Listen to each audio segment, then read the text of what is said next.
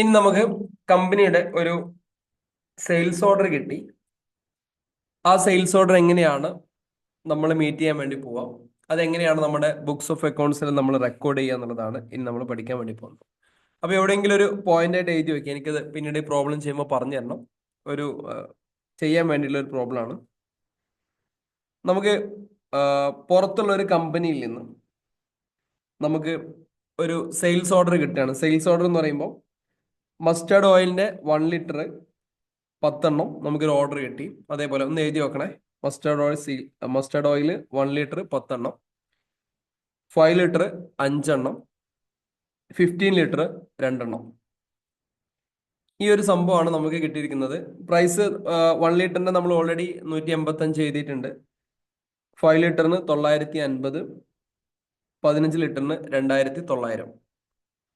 എല്ലാത്തിൻ്റെയും GSTയുടെ പെർസെൻറ്റേജ് 5 ആണ്. നമ്മൾ ഓൾറെഡി പറഞ്ഞതാണ്. പുറത്തുള്ള ഒരു കമ്പനിയിൽ നിന്നാണ് നമുക്ക് ഒരു സെയിൽസ് ഓർഡർ വന്നിരിക്കുന്നത്. അപ്പൊ ഇതെങ്ങനെയാണ് നമ്മൾ റെക്കോർഡ് ചെയ്തിട്ട് നമ്മൾ എങ്ങനെയാണ് മുമ്പോട്ടേക്ക് പോവുക എന്നുള്ളതാണ് ഇനി നമ്മൾ പഠിക്കാൻ വേണ്ടി പോകുന്നത്. ഓക്കെ, കേൾക്കുന്നുണ്ടല്ലോ അല്ലെ? ഹലോ, കേൾക്കുന്നില്ലേ? കേൾക്കാം സാർ. Okay okay okay. കേൾക്കുന്നുണ്ട്. പുതിയ ആളുകൾ ഒന്നും മനസ്സിലാവുന്നില്ലെങ്കിൽ ജസ്റ്റ് ഫിറ്റ് ചെയ്തിട്ട് പഴയ വീഡിയോസ് കണ്ട് തുടങ്ങിക്കോളൂ കേട്ടോ. ഓക്കെ, ഞാൻ ടാലിന്റെ സ്ക്രീൻ ഒന്ന് ഷെയർ ചെയ്യാം.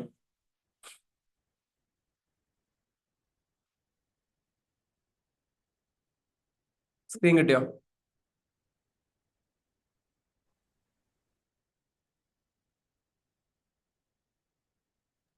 കിട്ടിയില്ല?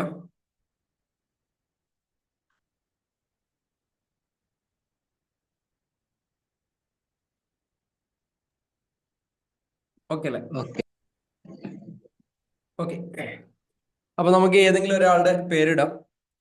സുഹൈലിന്റെ പേരിടാം. സുഹൈൽ കാവനൂര്. ഓക്കെ അല്ലേ? സുഹൈലിന്റെ പേരിനായിക്കോട്ടെ. അപ്പൊ സുഹൈൽ കാവനൂർ നമുക്കൊരു സെയിൽസ് ഓർഡർ തന്നിരിക്കുകയാണ്. ഈ പറഞ്ഞ കാര്യങ്ങളിലൊക്കെ 1 ലിറ്റർ 5 ലിറ്റർ 15 ലിറ്റർ അതിന് ഇത്ര എണ്ണം വെച്ചിട്ട് നമുക്കൊരു സെയിൽസ് ഓർഡർ വന്നിരിക്കുകയാണ്. അപ്പൊ അതെങ്ങനെയാണ് നമ്മൾ ചെയ്യുക എന്നുള്ളതാണ് നമ്മൾ നോക്കാൻ വേണ്ടി പോകുന്നത്. എങ്ങനെ ചെയ്യാൻ ആർക്കെങ്കിലും ഐഡിയ ഉണ്ടോ? എങ്ങനെ ചെയ്യാന്നുള്ള ആർക്കെങ്കിലും ഐഡിയ ഉണ്ടോ? ഹലോ ഹലോ, എങ്ങനെ ചെയ്യാന്നുള്ള ആർക്കെങ്കിലും ഐഡിയ ഉണ്ടോ? ആരും ഒന്നും പറഞ്ഞില്ല. കൊട്ടേഷൻ ആയിട്ടാണ്.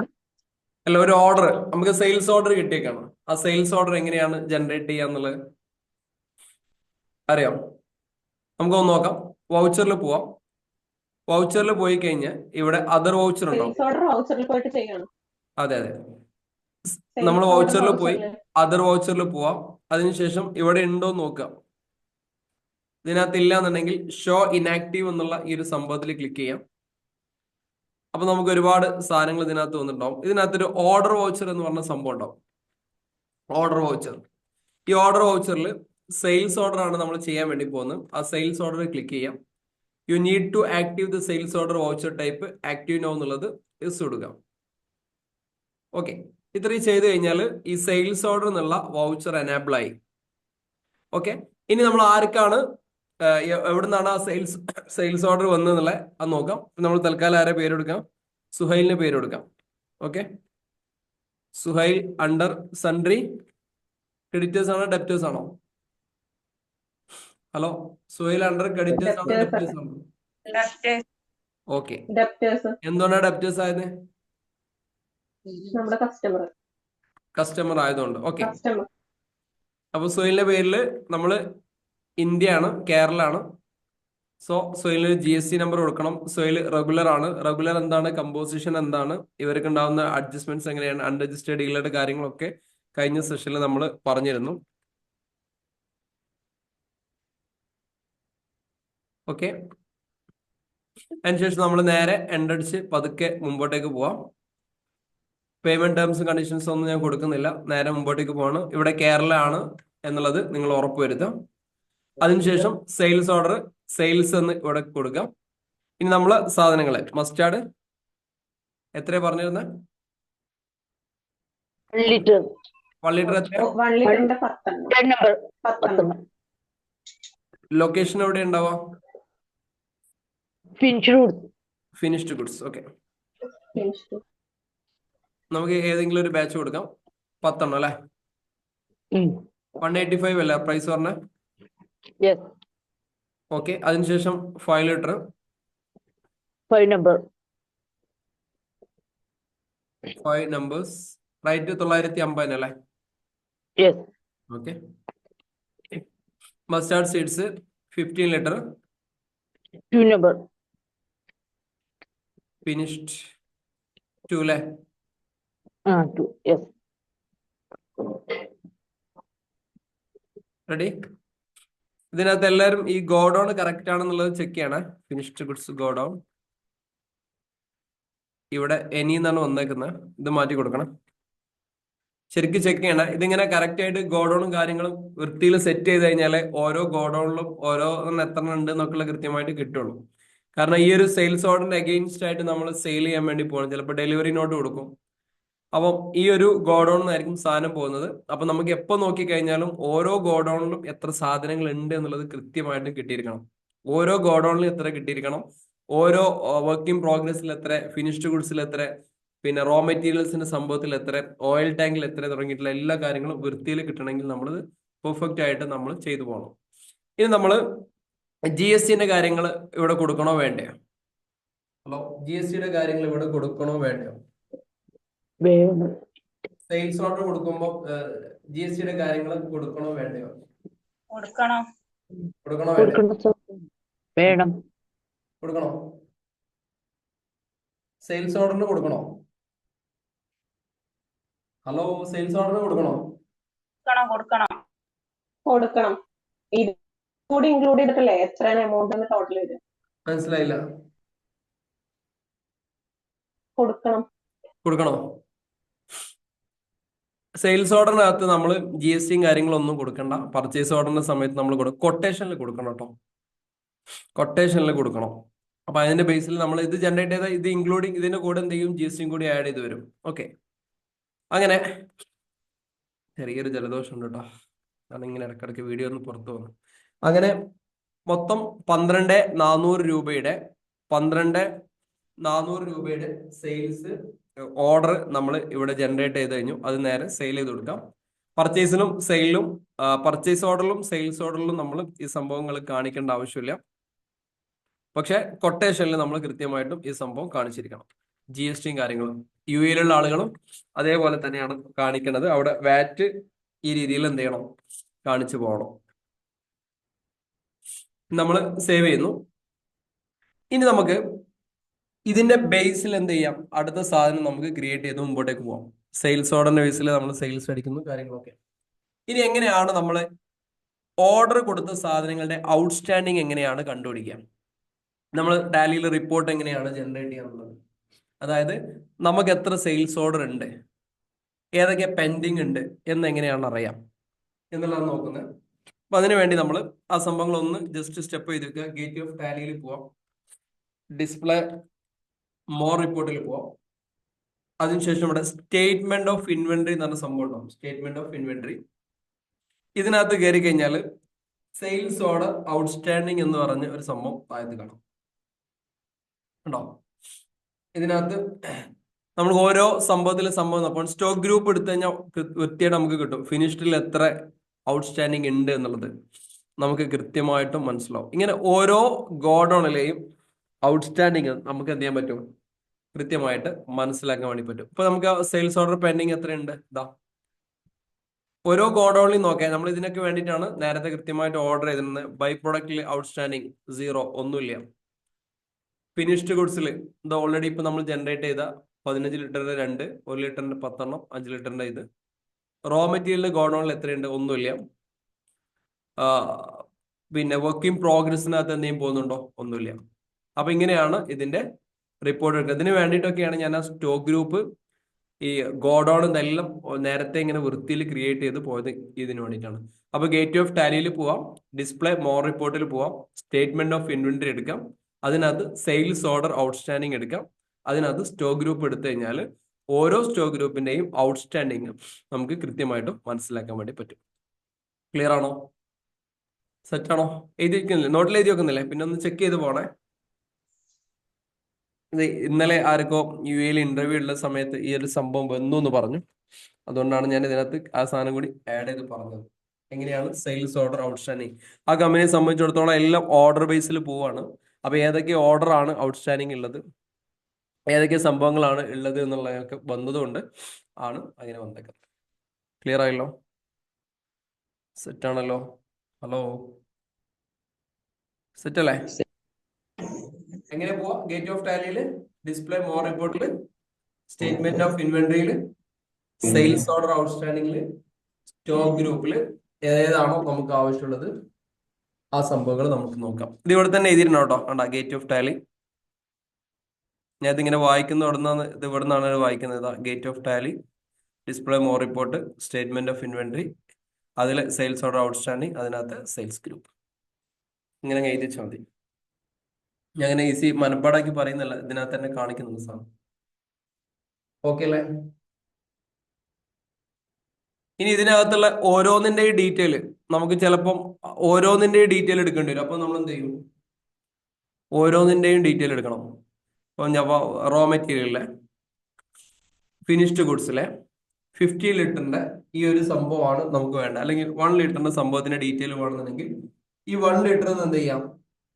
സെലക്ട് ചെയ്തതിനു ശേഷം Alt+F1 അടിച്ചു കൊടുക്കാം. ഇതൊന്ന് ജസ്റ്റ് ഒന്ന് ക്ലിക്ക് ചെയ്ത് Alt+F1 അടിച്ചു കൊടുത്തു കഴിഞ്ഞാൽ നമുക്ക് ഈ സംഭവങ്ങളുടെ ഡീറ്റെയിൽ കിട്ടും. ഓരോന്നിന്റെയും ഇൻഡിവിജ്വൽ ഡീറ്റെയിൽസ് നമുക്ക് എന്ത് ചെയ്യാൻ പറ്റും? എടുക്കാൻ വേണ്ടി പറ്റും. അതിന്റെ ഡ്യൂ ഡേറ്റ് ഉണ്ടെങ്കിൽ അത് എത്ര ബാലൻസ് ഉണ്ട്, എത്രയാണ് ഓർഡർ ക്വാണ്ടിറ്റി ഉള്ളത്, ആരാണ് ഇതിന്റെ ആള്, ഏതൊക്കെ ഇതിലാണ് സംഭവം വരുന്നത് എന്നുള്ള ഡീറ്റെയിൽ ആയിട്ട് നമുക്ക് ഓരോന്നിനും സംഭവം കിട്ടും. ക്ലിയർ ആയല്ലോ? ഇതിനെയാണ് നമ്മൾ ഔട്ട്സ്റ്റാൻഡിംഗ് ഓർഡർ റിപ്പോർട്ട് എന്ന് പറയാം. ഔട്ട്സ്റ്റാൻഡിംഗ് ഓർഡർ റിപ്പോർട്ട്, അതായത് സെയിൽസ് ഓർഡർ ഔട്ട്സ്റ്റാൻഡിങ്ങിനെ കുറിച്ചാണ് ഇപ്പൊ നമ്മൾ എടുത്ത്. ഇനി നമുക്ക് ഇതേപോലെ തന്നെ ആ ഇന്റർവ്യൂവിൽ വന്ന കാര്യങ്ങൾ അവർക്ക് വേണ്ടിയിട്ടാണ് പറഞ്ഞത്. ബാക്കിയുള്ള ആളുകൾക്ക് ഇത് എന്തായാലും ഉപയോഗപ്പെടും. സാധാരണ രീതിയിൽ നമ്മൾ അക്കാഡമിക്കലി നമ്മൾ പഠിക്കുന്നിടത്തൊന്നും ഈ റിപ്പോർട്ട് വരാൻ സാധ്യതയില്ല. പക്ഷെ റിയൽ ബിസിനസ്സിനകത്ത് ഈ സാധനങ്ങളൊക്കെ നിങ്ങൾക്ക് വരും. ഇനി സെയിൽസ് ഓർഡർ ബുക്ക് അല്ലെ, സാധാരണ രീതിയിൽ നമുക്ക് എന്തൊക്കെ വരിക? ഒരു അക്കാഡമിക്കലി നമ്മൾ പഠിക്കാൻ വേണ്ടി പോയി കഴിഞ്ഞാൽ കുറെ ബാലൻസ് ഷീറ്റ് എടുത്തു വരും, കുറെ profit and loss account, day book, ledger, എന്തായിരിക്കും മാക്സിമം ഒന്ന് പോവാ അല്ലെ റംസീന? അക്കാഡമിക്കലി ഇത്രയൊക്കെ വരുള്ളൂ. പക്ഷെ റിയൽ ബിസിനസ്സിനകത്ത് അതെ അതെ. സാധനങ്ങളൊക്കെ വരാൻ സാധ്യതയുണ്ട്. അപ്പം ഈ കാര്യങ്ങൾ നോക്കാം. ഇനി നമുക്കൊരു ഓർഡർ ബുക്ക് എന്ന് പറഞ്ഞിട്ടുള്ള സെയിൽസ് ഓർഡർ ബുക്ക് എന്നുള്ള സംഭവം ഉണ്ട്. അതിനുവേണ്ടി നമ്മൾ നേരെ ഈ ഡിസ്പ്ലേയിൽ പോവാം. ഡിസ്പ്ലേയിൽ റിപ്പോർട്ടിൽ പോയി കഴിഞ്ഞാൽ ഇതിന്റെ താഴത്ത് ഒരു ഇൻവെന്ററി ബുക്ക് എന്ന് പറഞ്ഞ സംഭവം ഉണ്ടാവും. Inventory book. ഈ ഇൻവെന്ററി ബുക്ക് എടുത്തു കഴിഞ്ഞാൽ ഇതിനകത്താണ് സെയിൽസ് ഓർഡർ ബുക്ക് എന്ന് പറഞ്ഞ സംഭവം. Sales order book. ഓക്കെ, ഇതിനകത്ത് ക്ലിക്ക് ചെയ്ത് കഴിഞ്ഞാൽ ഓരോ മാസം ഉണ്ടാവും നമുക്ക്. ഏതൊക്കെ മാസമാണ്? ഇപ്പൊ നവംബറിലാണ് നമ്മൾ ചെയ്തെങ്കിൽ നവംബർ എടുത്തു കഴിഞ്ഞാൽ ആ സംഭവം കിട്ടും. ഇങ്ങനെ ഓരോ മാസത്തെ റിപ്പോർട്ടുകളും നമുക്ക് കൃത്യമായിട്ട് കിട്ടും. October, April, May, June, July, August, September, ഇങ്ങനെയുള്ള ഓരോ മാസങ്ങളെ നമ്മൾ സെർച്ച് ചെയ്തെടുക്കും. ഇതിനെയാണ് നമ്മൾ സെയിൽസ് ഓർഡർ ബുക്ക് എന്ന് പറയാം. ക്ലിയർ ആണല്ലോ? ആദ്യം നമ്മൾ എടുത്തത് സെയിൽസ് ഓർഡർ ഔട്ട്സ്റ്റാൻഡിംഗ് ആയിരുന്നു. രണ്ടാമത് നമ്മൾ എടുക്കുന്നത് സെയിൽസ് ഓർഡർ ബുക്കാണ് നമ്മളിപ്പോൾ ജനറേറ്റ് ചെയ്തെടുത്തത്. Sales order book. ക്ലിയർ ആണോ? സെറ്റ് അല്ലേ? ഹലോ, സെറ്റ് അല്ലേ? ജസ്റ്റ് ഒന്ന് എഴുതി വെച്ച് പോയിക്കോളൂ കേട്ടോ. റെഡിയാണോ? ഡൗട്ട് ഒന്നും ഇല്ലല്ലോ? ഇത് ഇന്റർവ്യൂവിന് വരാൻ സാധ്യതയുള്ള സാധനങ്ങളാണ്. പ്രത്യേകിച്ച് സ്റ്റോക്ക് ഒരുപാട് മാനേജ് ചെയ്യുന്ന കമ്പനികളിൽ ഇങ്ങനെയുള്ള കാര്യങ്ങൾ, കാരണം അവർക്ക് ഒരുപാട് കാര്യങ്ങളൊന്നും ചെയ്യുന്നുണ്ടാവില്ല. അവിടെ ഒരു ഇൻവെന്ററി മാനേജ് ചെയ്യാനുള്ള ഒരു അക്കൗണ്ടന്റിനെ ആയിരിക്കും സെർച്ച് ചെയ്യുന്നുണ്ടാവുക. അപ്പൊ നമുക്ക് ഈ ഔട്ട്സ്റ്റാൻഡിംഗ് ഉള്ള കാര്യങ്ങൾ നമുക്ക് കിട്ടുമോ, കൊടുക്കാൻ എത്രയുണ്ട്, കിട്ടാൻ എത്രയുണ്ട് തുടങ്ങിയിട്ടുള്ള സ്റ്റോക്കുമായി ബന്ധപ്പെട്ട കാര്യങ്ങളായിരിക്കും കൂടുതൽ അത്തരം സ്ഥാപനങ്ങളിൽ വരിക. അപ്പൊ അവരെന്ത് ചെയ്യണം? ഈ സംഭവം ഒന്ന് കൃത്യമായിട്ടും നോക്കിയെടുക്കണം. ക്ലിയർ ആണല്ലോ? ഓക്കെ അല്ലേ? ഇനി ഇപ്പൊ നമ്മള് ജനറേറ്റ് ചെയ്തിട്ടുള്ള സെയിൽസ് ഓർഡർ, അതിന്റെ ബേസിൽ നമ്മൾ എന്ത് ചെയ്യണം? ഒരു ഡെലിവറി നോട്ട് ഇഷ്യൂ ചെയ്യാൻ വേണ്ടി പോകണം. അതായത് നമ്മൾ ബില്ലൊന്നും കൊടുക്കാതെ നമ്മൾ നേരെ ഡെലിവറി ഇഷ്യൂ ചെയ്യാൻ വേണ്ടി പോകണം. ഡെലിവറി നോട്ട്, ആ സാധനം എന്ത് ചെയ്യണം? ഇപ്പം സുഹൈൽ ആ ഒരു സാധനം എനിക്ക് ഓർഡർ വന്നു, സെയിൽസ് ഓർഡർ വന്നു. ഇതേ സാധനം ബില്ലൊന്ന് ഇഷ്യൂ ചെയ്യുന്നതിന് മുമ്പ് സുഹൈലിന് ഞാൻ എന്ത് ചെയ്യണം? ഡെലിവറി ചെയ്ത് കൊടുക്കാന്ന് വിചാരിക്കും. ബില്ല് ഇഷ്യൂ ചെയ്തിട്ടില്ല. നിലവില് GST നിയമപ്രകാരം ബില്ലില്ലാതെ ഒരു സാധനം ഒരിക്കൽ പോലും കൊണ്ടുപോകരുത്. ഇതൊരു സിനാരിയോക്ക് വേണ്ടി നമ്മൾ പഠിക്കുന്നത് മാത്രം. ഇതൊരു സിനാരിയോ നമ്മൾ ഗുഡ്സ് ട്രാൻസ്ഫറുമായി ബന്ധപ്പെട്ടാണ് കൂടുതൽ ഉപയോഗിക്കുക, ഡെലിവറി നോട്ടൊക്കെ. അപ്പൊ ബില്ലില്ലാതെ സാധനം കൊണ്ടുപോയി കഴിഞ്ഞാൽ നിങ്ങൾക്ക് അറിയാം, ഇൻസ്റ്റന്റ് ആയിട്ട് GST കയറി 25,000, CGST ഒരു 12,500 വരും, SGST 12,500, ടോട്ടൽ ഒരു 25,000 രൂപക്ക് ഫൈൻ വരും. നിലവില് ഇന്ത്യയിലെ GST നിയമം അങ്ങനെ തന്നെയാണ്, UAE ഫെഡറൽ ഡിഗ്രി ലോയും അങ്ങനെ തന്നെയാണ്. അപ്പൊ ബില്ലില്ലാതെ ഒരിക്കലും സാധനം കൊണ്ടുപോകാൻ പാടില്ല എന്നുള്ളതാണ്. അപ്പൊ നമ്മളൊരു സിനാരിയോക്ക് വേണ്ടി പഠിക്കണം. ഇപ്പം നമ്മുടെ സ്ഥാപനത്തിൽ നിന്ന് ഈ പറയുന്ന സുഹൈലിന് നമ്മൾ കൊടുത്ത ഓർഡർ ബില്ല് കൊടുക്കുന്നതിന് മുമ്പേ സുഹൈലിന് ഞാൻ എന്ത് ചെയ്യണം, ഈ സാധനം അവിടെ എത്തിച്ചു എന്ന് വിചാരിക്കും. അതിനാണ് നോർമലി ഡെലിവറി നോട്ട് എന്ന് പറയാം. ഡെലിവറി കൊടുത്തു, ഡെലിവറി നോട്ടാണ് ഇഷ്യൂ ചെയ്യാം. അപ്പോൾ സാധാരണ രീതിയിൽ ഈ ഡെലിവറി നോട്ടൊക്കെ കൂടുതൽ ഇഷ്യൂ ചെയ്യാം. നമ്മളൊരു മാനുഫാക്ചറിങ് ബിസിനസ് ആണെങ്കിൽ എൻ്റെ ഒരു മാനുഫാക്ചറിങ് സെഗ്മെന്റിൽ നിന്ന് എൻ്റെ മറ്റൊരു യൂണിറ്റിലേക്ക് സാധനം മൂവ് ചെയ്യാണ്, സെയിൽസ് അല്ലാത്ത രീതിയിൽ. അവിടേക്കാണ് സാധാരണ രീതിയിൽ ഡെലിവറി നോട്ട് കൂടുതൽ ഉപയോഗിക്കുന്നത്. അപ്പൊ ഈ ഡെലിവറി നോട്ട് വന്നു കഴിഞ്ഞാൽ എങ്ങനെയാണ് ചെയ്യുക എന്നുള്ളതാണ് ഇനി നമ്മൾ നോക്കാൻ വേണ്ടി പോകുന്നത്. അപ്പൊ അതിന് വേണ്ടിയിട്ട് നമ്മൾ ടാലി ഓപ്പൺ ചെയ്യുന്നു. ടാലി ഓപ്പൺ ചെയ്തിട്ട് വൗച്ചറിൽ പോവാം. ടാലി ഓപ്പൺ ചെയ്യുന്നു, വൗച്ചറിൽ പോകുന്നു. വൗച്ചറിൽ പോയിട്ട് അതർ വൗച്ചർ എടുക്കാം. അതർ വൗച്ചർ എടുത്തു കഴിഞ്ഞാൽ ഇതിനകത്ത് ഓർഡർ ഡെലിവറി നോട്ടിന് എന്തെങ്കിലും ഓപ്ഷൻ ഇവിടെ കാണുന്നുണ്ടോ നോക്കുക. ചില ആളുകൾ ഇവിടെ തുറന്നാൽ തന്നെ കിട്ടും. കാണുന്നില്ല എങ്കിൽ ആ സംഭവം ഇനാക്റ്റീവ് ആയി കിടക്കുക എന്നുള്ളതാണ്. ആ ഇനാക്റ്റീവിൽ ക്ലിക്ക് ചെയ്യാം. ഇനാക്റ്റീവിൽ ക്ലിക്ക് ചെയ്യുന്ന സമയത്ത് ഇതിന്റെ താഴെ ഡെലിവറി നോട്ട് എന്ന് പറഞ്ഞൊരു ഓപ്ഷൻസ് ഓൺ ആണോ നോക്കാം, ഉണ്ടോ നോക്കാം. ഉണ്ടോ? ഇതാ ഡെലിവറി നോട്ട്, Alt+F8. ഈ ഡെലിവറി നോട്ട് ക്ലിക്ക് ചെയ്യാം. ഇത് ആക്ടിവേറ്റ് ചെയ്യാൻ ചോദിക്കുന്നുണ്ട്, ആക്ടിവേറ്റ് ആക്കാം. ക്ലിയർ ആണല്ലോ, സെറ്റ് ആണല്ലോ. ഇപ്പൊ നമ്മൾ ഡെലിവറി നോട്ട് ആക്റ്റീവ് ആക്കി വെച്ചു. ഇനി ഇവിടെ നമ്മൾ സുഹൈലിന്റെ പേരടിക്കുന്നു. സുഹൈൽ ഓൾറെഡി നമ്മൾ ക്രിയേറ്റ് ചെയ്താണ്. സുഹൈലിന്റെ ഓർഡർ ഉണ്ട്, ആ ഓർഡർ നമ്പർ ആണിത് 1. അത് ക്ലിക്ക് ചെയ്യുന്നു. നമ്മൾ ജസ്റ്റ് പതുക്കെ എൻ്റർ അടിച്ച് മുമ്പോട്ടേക്ക് പോകുന്നു. അത് മാത്രം ചെയ്ത് കഴിഞ്ഞാൽ ആ ഓർഡറിന് എഗെയിൻസ്റ്റ് ആയിട്ട് നമ്മൾ നേരത്തെ ഇപ്പൊ ഈ ഡെലിവറി നോട്ട് എഗെയിൻസ്റ്റ് ആയിട്ട് നമ്മൾ 1 എന്ന് പറഞ്ഞൊരു ഓർഡർ കൊടുത്ത സാധനം ഉണ്ടായിരുന്നു, അത് ഓട്ടോമാറ്റിക് ഇവിടെ വരും. വേറെ ഒന്നും ചെയ്യേണ്ട ആവശ്യമില്ല. ക്ലിയർ ആണോ? സിമ്പിൾ സാധനമാണ്, സിമ്പിൾ സാധനമാണ്. എന്താ നമ്മൾ ചെയ്തേക്കുന്നത്?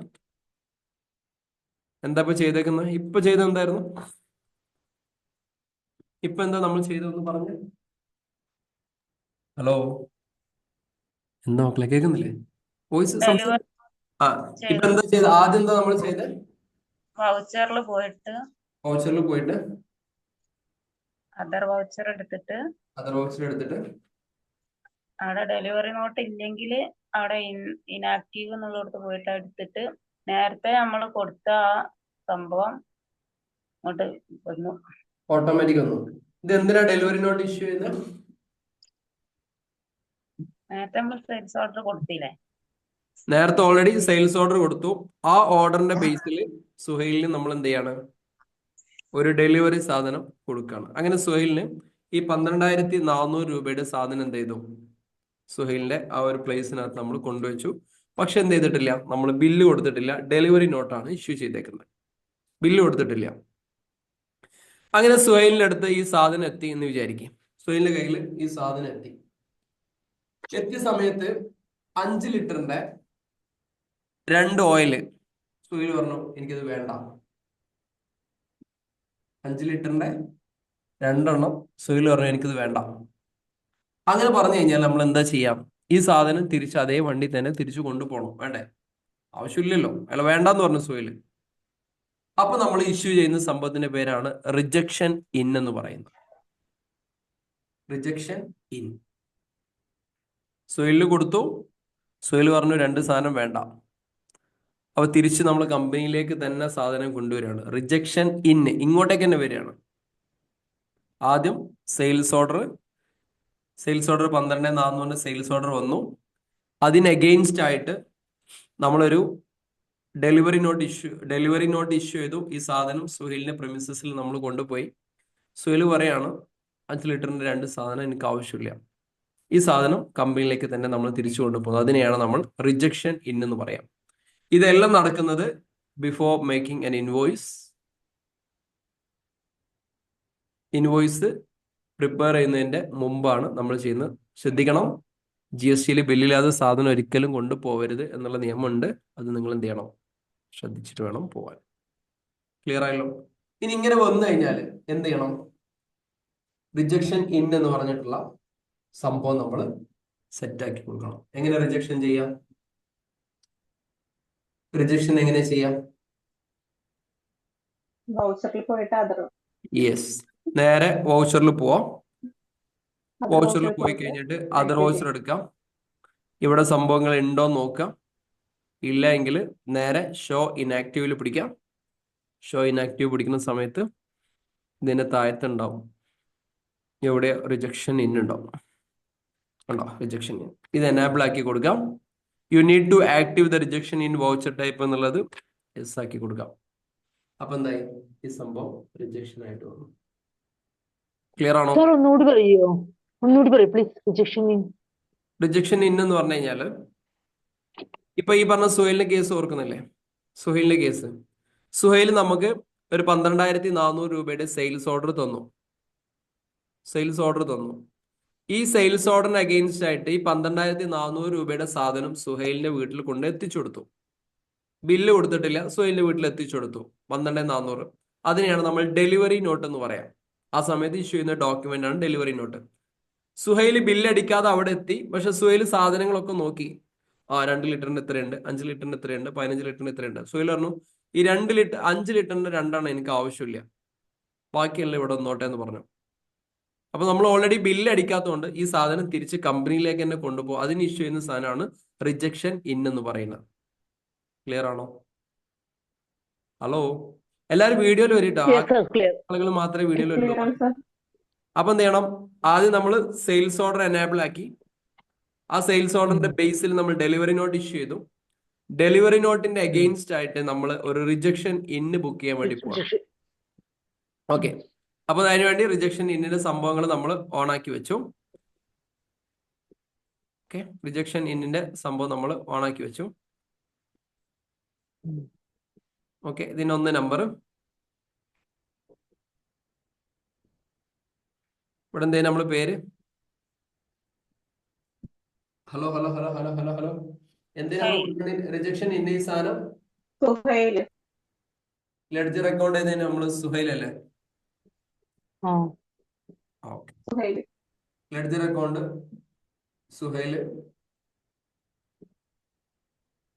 പിന്നെ അഡ്രസ്സും ഡീറ്റെയിൽ ഒക്കെ വേണമെങ്കിൽ നമുക്ക് പിന്നെ ഉണ്ടെങ്കിൽ കൊടുക്കാം. നെയിം ഓഫ് ഐറ്റം 5 ലിറ്ററിന്റെ 2 അപ്പൊ ഐറ്റംസ് കൊടുക്കാം, 5 ലിറ്റർ കൊടുക്കാം. ഈ ഗോഡൌണും കാര്യങ്ങളും അങ്ങോട്ടും ഇങ്ങോട്ടൊക്കെ മാറരുത്. ഞാൻ ചിലപ്പോൾ സുമാർ അടിക്കുന്നുണ്ട്. നിങ്ങൾ ഗോഡൌൺ മാറിയില്ല എന്നുള്ളത് നിങ്ങൾ ഉറപ്പ് വരുത്താം. 2 തിരിച്ചെന്ന് 2. ഓക്കെ അല്ലേ? 2 950. മൊത്തം 1,900 സംഭവം നമ്മൾ എന്ത് ചെയ്തു? തിരിച്ച് ഇങ്ങോട്ടേക്ക് തന്നെ എടുത്ത് കൊണ്ടുവന്നു. ക്ലിയർ ആയല്ലോ? ഫലത്തിൽ ഇപ്പൊ സുഹൈലിന്റെ കയ്യിൽ എത്ര സാധനം നമ്മൾ ഡെലിവറി നോട്ട് കൊടുത്തേക്കുന്നത്? 12 സംതിങ്. 12,400.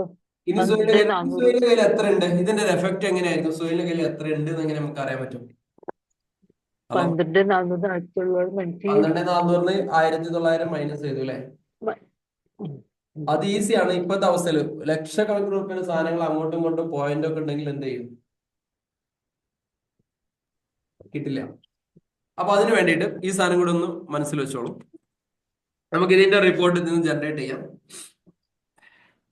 ഇതിന്റെ റിപ്പോർട്ട് നമുക്ക് ഇതിനകത്ത് ജനറേറ്റ് ചെയ്യാം. അതിന് നമ്മൾ ഡിസ്പ്ലേയില് മോർ റിപ്പോർട്ടിൽ പോവാം. ഓർമ്മിച്ച് വെച്ചോളാം, എഴുതി വെച്ചോളാം. മോർ റിപ്പോർട്ടിൽ പോവാം. സ്റ്റേറ്റ്മെന്റ് ഓഫ് ഇൻവെന്ററി എന്ന് പറഞ്ഞ സംഭവം ഉണ്ടാവും. Statement of inventory. അതിനകത്ത് സെയിൽസ് ബിൽ പെൻഡിങ് എന്ന് പറഞ്ഞൊരു ഓപ്ഷൻ ഉണ്ടോ? സെയിൽസ് ബിൽ പെൻഡിങ് ഉണ്ടോ? Sales bill pending. ഈ സെയിൽസ് ബിൽ പെൻഡിങ് എടുത്തു കഴിഞ്ഞാല് നമുക്ക് ഇതിന്റെ സംഭവങ്ങൾ ഇവിടെ കിട്ടും. ഇത് Alt+F1 അടിച്ചാൽ ഡീറ്റെയിൽ ആയിട്ട് വിശദമായിട്ട് എങ്ങനെയൊക്കെയാണെന്നുള്ള എന്ത് ചെയ്യും? സംഭവങ്ങൾ കിട്ടും. ക്ലിയർ ആയല്ലോ? റെഡി ആണല്ലോ? സെറ്റ് അല്ലേ? ഇതാണ് ഇതിന്റെ ഒരു പ്രോസസ്സ് കേട്ടോ. ഒന്നും കൂടെ ഒന്ന് കാണിച്ചു തരാം. Gate of Tally, display more റിപ്പോർട്ടിൽ, സ്റ്റേറ്റ്മെന്റ് ഓഫ് ഇൻവെന്ററിയിൽ, സെയിൽസ് ബിൽ പെൻഡിങ്. ഈ സെയിൽസ് ബിൽ പെൻഡിങ് എന്ന് പറയാൻ കാരണം എന്താ അറിയോ? ഇതിന് ബില്ല് കൊടുത്തിട്ടില്ല, പെൻഡിങ്ങിലാണ് സാധനം കിടക്കുന്നത്. സെയിൽസ് ഓർഡർ വന്നു, അപ്പോഴും നമുക്ക് ബില്ല് ഇഷ്യൂ ചെയ്തിട്ടില്ല. ഡെലിവറി നോട്ട് കൊടുത്തു, അപ്പോഴും ബില്ല് ഇഷ്യൂ ചെയ്തിട്ടില്ല, ബില്ല് പെൻഡിങ് ആണ്.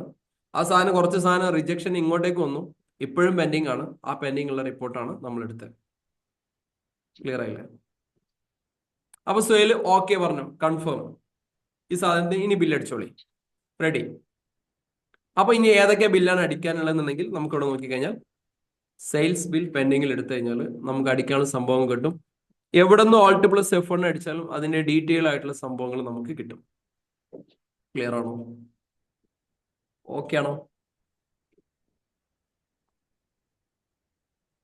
ക്ലിയർ ആണോ?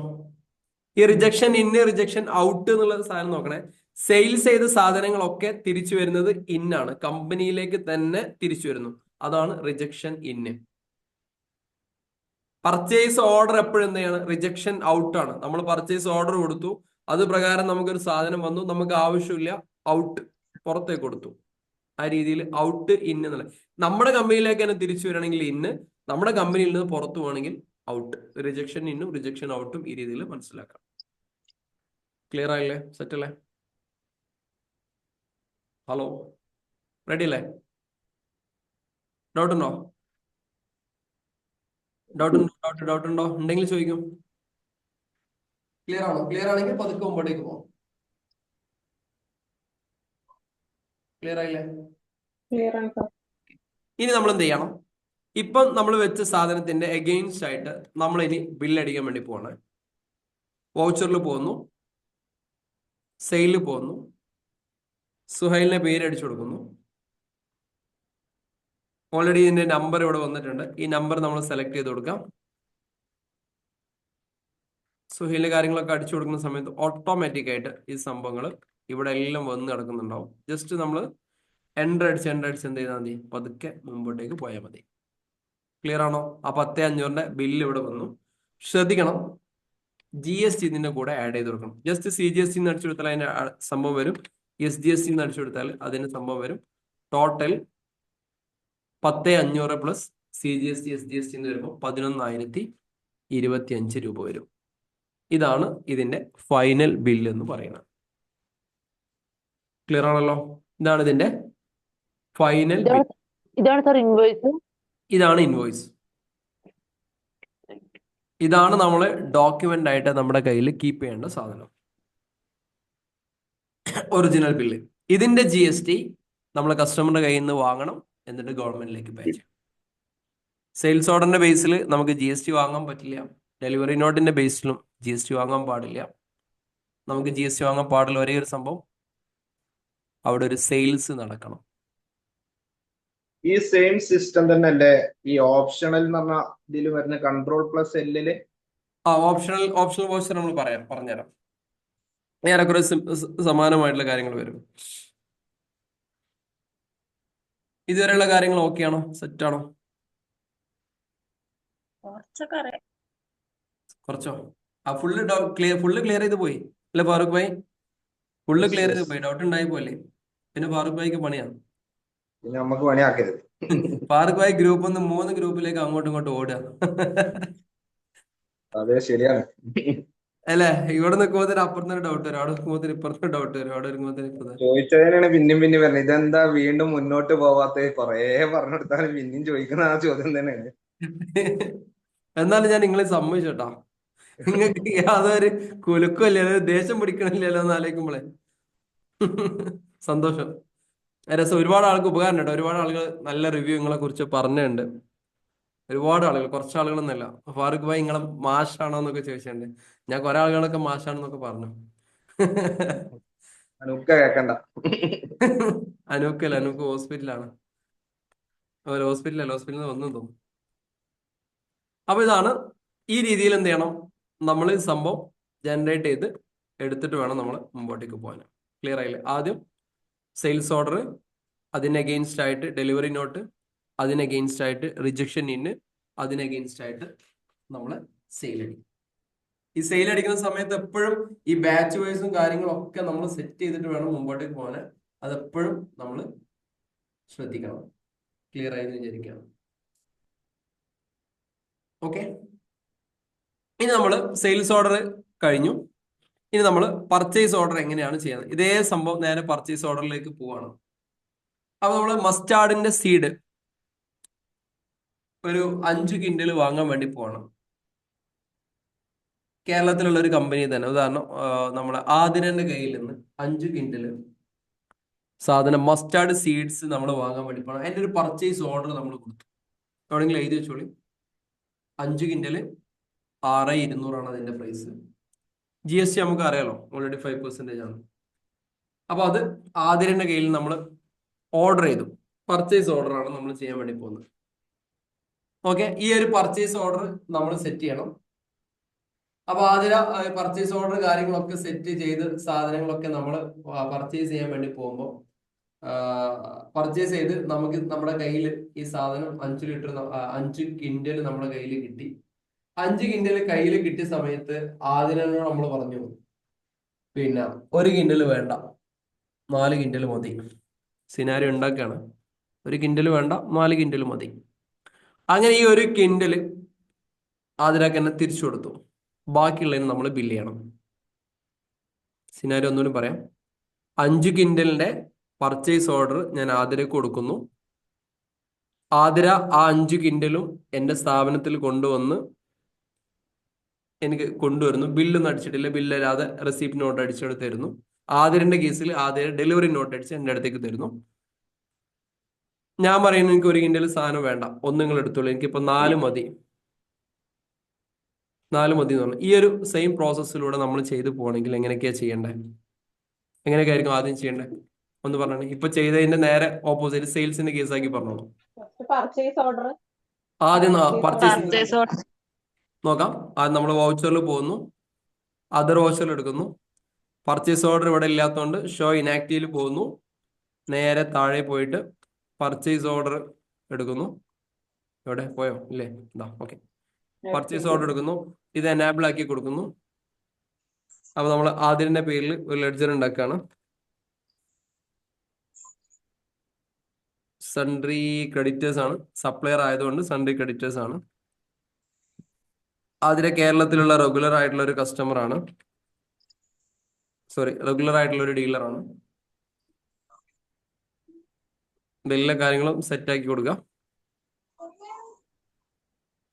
ഓക്കെ, മസ്റ്റാർഡ് സീഡ്സ് അല്ലേ നമുക്ക് ആവശ്യമുണ്ട്. ഏതിലേക്കാ വരേണ്ടത്? ഏത് ഗോഡൌണിലേക്കാ വരേണ്ടത്? Raw material. റോ മെറ്റീരിയൽ ഗോഡൌണിലേക്ക്. Raw materials. നമുക്ക് 5 എണ്ണമാണ് ആവശ്യമുള്ളത്. 5 എണ്ണം നമ്മൾ എത്ര വേണ്ടേ? 5 അല്ലേ?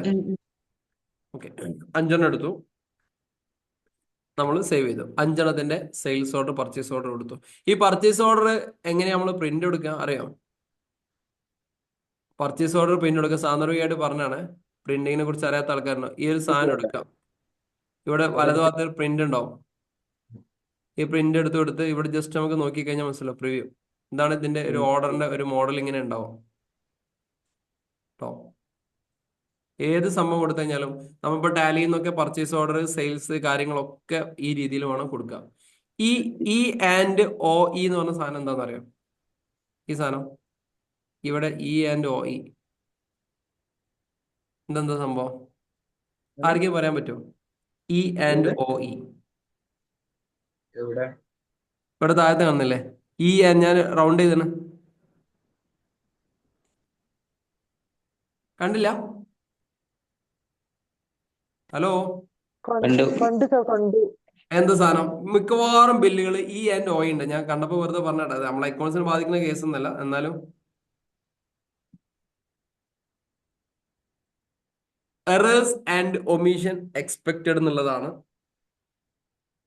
ആ സംഭവം ശരിക്കും എഴുതാൻ പാടില്ല എന്ന് പറയാറുണ്ട്. അതായത് തെറ്റുകുറ്റകൾ ഉണ്ടാവാൻ സാധ്യതയുണ്ട്. എറേഴ്സ് ആൻഡ് ഒമീഷൻ എക്സ്പെക്റ്റഡ്, അത് എക്സ്പെക്ട് ചെയ്യുന്നു. ബില്ലിലൊക്കെ ഇത് എഴുതും ഈ ടേംസ് ആൻഡ് കണ്ടീഷൻസ് പോലെ. മിക്കവാറും ബില്ലുകൾ ഈ സംഭവം ഉണ്ടാവട്ടെ. എന്താ നിങ്ങളെ നോക്കി ഇങ്ങനെ ആലോചിക്കണ്ട. Errors and omission expected. Errors and omission expected. Okay, യൂട്യൂബിന് എത്താറോ ടൈപ്പ് ചെയ്ത്. ഓക്കെ, അന്ന് എഴുതി വെച്ചോളൂ എവിടെയെങ്കിലും രസമായിട്ട്. ഒരു കൗതുകത്തിന്. ഇതൊന്നും വലിയ സംഭവങ്ങളൊന്നല്ല, പക്ഷെ അത് ഉണ്ടാവണം. അത് നമുക്ക് ഒഴിവാക്കാനൊക്കെ പറ്റൂട്ടോ.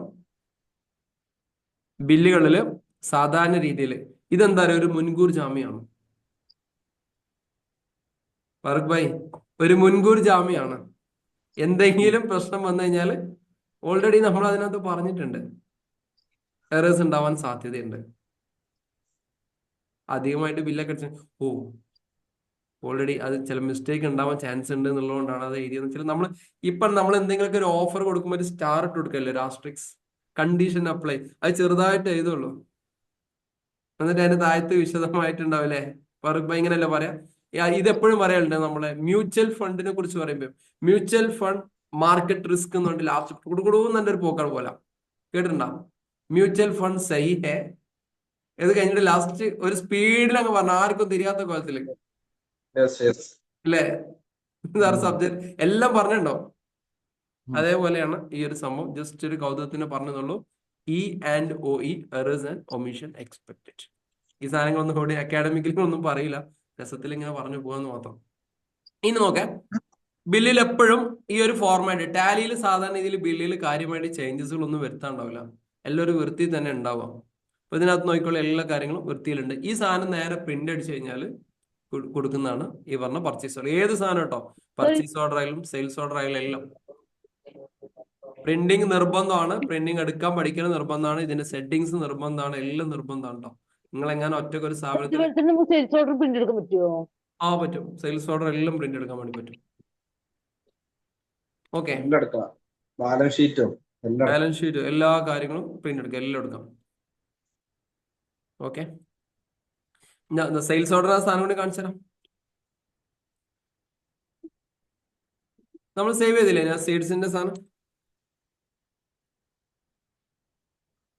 ഇതാണ് സെയിൽസ് ഓർഡർ.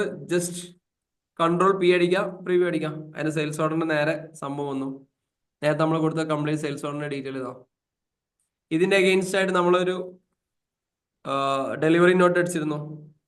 അതിന്റെ പ്രിന്റ് നമുക്ക് ഇതേപോലെ എടുക്കാം. ഡെലിവറി നോട്ട് കൃത്യമായി പേരും കാര്യങ്ങളൊക്കെ വന്നിട്ടുണ്ടാവും. ജസ്റ്റ് ഇതൊക്കെ ഇങ്ങനെ ചെയ്യുന്നതിന്റെ ഇടയിൽ ജസ്റ്റ് കൈകൊണ്ടൊക്കെ ഒരു കൺട്രോൾ പിയും കാര്യങ്ങളൊക്കെ അടിച്ച് ഇങ്ങനെ സെറ്റ് ചെയ്ത് പോയിരുന്നു. വെറുതെ ഒരു രസത്തിന് ഇങ്ങനെ കാണാനൊക്കെ സംഭവം ഈസി ആവാൻ വേണ്ടിയിട്ട്, സ്പീഡ് ആവാൻ വേണ്ടിയിട്ട് എല്ലാം ചെയ്ത് വെറുതെ ഒരു കൺട്രോൾ പി അടിക്കാം. ഈ കീബോർഡ് ഒന്ന് നമ്മുടെ കയ്യിൽ കിട്ടാൻ വേണ്ടിയിട്ട് കേട്ടോ. പിന്നെ നോക്കുക, ഓരോ സംഭവങ്ങൾ ഉണ്ടാക്കിയിട്ട് ജസ്റ്റ് ഒരു സംഭവം അടിച്ചു കൊടുത്താൽ മതി. പേയ്മെന്റ് ഒക്കെ അടിക്കുമ്പോൾ നല്ല രസമാണ്. പേയ്മെന്റ് വോച്ചറിന്റെ പ്രിന്റ് അതേപോലെ വരും. റെസിപ്റ്റ് എടുക്കുമ്പോൾ അത് കഴിഞ്ഞ ക്ലാസ്സിൽ നമ്മൾ പറഞ്ഞിട്ടുണ്ട്. പേയ്മെന്റ് വോച്ചർ എടുക്കുന്ന സമയത്ത് ഒന്നായിട്ട് വലിയൊരു സാധനം വരിക, അതിനെ ഷോർട്ട് ചെയ്ത് ഇങ്ങനെ ആക്കിയിട്ട് വേണം പ്രിന്റ് എടുക്കാൻ. ഇല്ലെങ്കിൽ A4 പേപ്പറിനകത്ത് മൊത്തം നമുക്ക് നഷ്ടമാവും. ഒരു A4-നകത്ത് ഒരു 3-4 പ്രിന്റ് എടുക്കുന്ന രീതിയിലൊക്കെ വേണം സെറ്റ് ചെയ്യാൻ വേണ്ടിയിട്ട്, പേയ്മെന്റ് വോച്ചർ, റെസിപ്റ്റ് വോച്ചർ ഒക്കെ. എനിവേ, നമ്മളിപ്പോ ഒരു പർച്ചേസ് ഓർഡർ കൊടുത്തു. നമ്മൾ ആതിരക്ക് ഒരു പർച്ചേസ് ഓർഡർ കൊടുത്തു. 5 ക്വിന്റലിന്റെ മസ്റ്റാർഡ് സീഡ്സിന്റെ ഓർഡർ കൊടുത്തു. ആതിര അതിന്റെ ബേസിൽ എനിക്ക് സാധനം അയച്ചു തന്നു. അതായത് ആതിര അവിടുന്ന് ഡെലിവറി നോട്ട് ഇഷ്യൂ ചെയ്തു. എന്റെ കേസിൽ അത് റെസിപ്റ്റ് നോട്ടായിട്ട് മാറി. ക്ലിയർ ആയില്ലേ? എന്റെ കേസിൽ ഒരു റെസിപ്റ്റ് നോട്ട്. ആ റെസിപ്റ്റ് നോട്ട് എങ്ങനെയാണ് സെറ്റ് ചെയ്യാന്നുള്ളത് നേരെ വോച്ചറിൽ പോവാം. പിന്നെന്താ പറഞ്ഞ അതർ വോച്ചറിൽ പോവാം, ഷോ ഇനാക്റ്റീവിൽ പോവാം. എന്നിട്ട് റെസിപ്റ്റ് നോട്ട് എന്ന് പറഞ്ഞ ഓപ്ഷൻ ഉണ്ട്, അത് ക്ലിക്ക് ചെയ്യാം, ആക്റ്റീവ് ആക്കാം. ക്ലിയർ ആയല്ലോ? അപ്പൊ അതൊക്കെ ആദ്യം പേര് കൊടുക്കാം. ഈ നമ്പർ ഇവിടെ ഉണ്ടാവും. ഈ നമ്പർ നമ്മൾ നേരത്തെ സെറ്റ് ചെയ്ത നമ്പറാണ്. എൻ്റർ അടിക്കാം, അതൊക്കെ മുമ്പോട്ടേക്ക് പോവാം. ഈ മസ്റ്റാർഡ് സീഡ്സിന്റെ 5 ഓട്ടോമാറ്റിക്കായിട്ട് ഇവിടെ വന്നിട്ടുണ്ടാവും. അത് നേരെ എന്ത് ചെയ്യാം, റോ മെറ്റീരിയൽ ഗോഡൗൺ അല്ലേ? ഓക്കെ, ഗോഡൗൺ മാറിയത്. ഗോഡൗൺ മാറിക്കഴിഞ്ഞാൽ മൊത്തത്തിൽ കോളാവും, ഒരു പിടുത്തം കിട്ടില്ല. നേരെ 30,000 സംഭവം കിട്ടി. നമ്മൾ കൊടുക്കുന്ന സെയിൽസ് ഓർഡർ ആയാലും പർച്ചേസ് ഓർഡർ ആയാലും റിജക്ഷൻ ഇൻ ആയാലും റിജക്ഷൻ ഔട്ട് ആയാലും നമ്മുടെ സ്ഥാപനത്തിന്റെ സ്റ്റോക്കിനെ അത് ഒരിക്കലും ബാധിക്കാൻ പോകുന്നില്ല. പർച്ചേസ് വന്നാലേ ബാധിക്കത്തുള്ളൂ, സെയിൽ വന്നാലേ ബാധിക്കത്തുള്ളൂ. പർച്ചേസ് റിട്ടേൺ വന്നാലും ബാധിക്കും, സെയിൽസ് റിട്ടേൺ വന്നാലും ബാധിക്കും. ബാക്കിയെല്ലാം സ്റ്റോക്ക് നമുക്ക് ഇന്റേണലി നമുക്കത് കൺട്രോൾ ചെയ്യാനും മാനേജ് ചെയ്യാനും പറ്റുമെന്നല്ലാതെ നമ്മുടെ റിപ്പോർട്ടിൽ ഒരിക്കലും ഈ സംഭവം ബാധിക്കത്തില്ല. ഉദാഹരണം, ഫാറൂഖ് ഭായി ഒരു മൊത്തം എന്റെ കയ്യിലുള്ള മൊത്തം സാധനത്തിന് ഒരു ഓർഡർ തന്നു എന്ന് വെച്ചിട്ട് എന്റെ സ്റ്റോക്ക് എവിടെയും പോകുന്നില്ലല്ലോ. എപ്പോഴാണോ എന്റെ കയ്യിൽ നിന്ന് ഈ സാധനം കൊടുത്ത് ബില്ലെടുത്ത് ഫാറൂഖ് ഭായിന്റെ അടുത്ത് എത്തുന്നത്, അപ്പോഴേ എന്റെ കയ്യിൽ നിന്ന് സ്റ്റോക്ക് കുറയാൻ പാടുള്ളൂ. ക്ലിയർ ആയല്ലോ? ഓക്കെ അല്ലോ? ഓക്കെ. അങ്ങനെ നമുക്ക് റെസിപ്റ്റ് നോട്ട് വന്നു. റെസിപ്റ്റ് നമ്മൾ ആ റിസീവ് ചെയ്തു. ഞാൻ പറഞ്ഞു 1 കിൻഡൽ എനിക്ക് ആവശ്യമില്ല എന്ന് പറഞ്ഞു, വേണ്ടെന്ന് പറഞ്ഞു. അതേ വണ്ടി തന്നെ സാധനം തിരിച്ചുപോയി. അപ്പൊ നമ്മൾ എന്താ കൊടുക്കുക? Rejection out. Rejection out. Out. Rejection out എങ്ങനെയാണ് പോയത്? നേരെ പിടിക്കുക. ഇവിടെ റിജക്ഷൻ ഔട്ട് ഇല്ല. ഇല്ലെങ്കിൽ എന്ത് ചെയ്യാം? ഇനാക്റ്റീവ് പോവാ. ചില ആളുകൾ ഓപ്പൺ ആയി വന്നിട്ടുണ്ടാവും കേട്ടോ. അങ്ങനെയാണെങ്കിൽ ഷോ ഇനാക്റ്റീവ് ഒന്നും പോകേണ്ട ആവശ്യമില്ല. ഷോ റിജക്ഷൻ ഔട്ട് യെസ് കൊടുക്കാം. ലെഡ്ജർ ആതിര, മസ്റ്റാർഡ് സീഡ്സ്,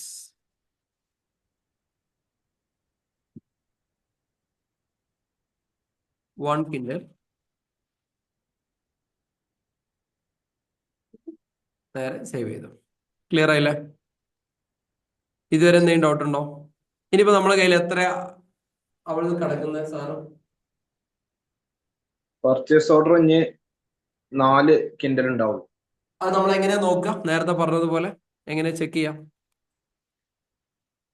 നേരത്തെ നമ്മൾ എങ്ങനെയാ പറഞ്ഞ സെയിൽസ് ഓർഡറിന്റെ നോക്കി പറഞ്ഞു തന്നില്ല നമ്മൾ. അതേപോലെ എങ്ങനെയായിരുന്നു? ഡിസ്പ്ലേയില് പോയിട്ട് ഡിസ്പ്ലേ പോവാം.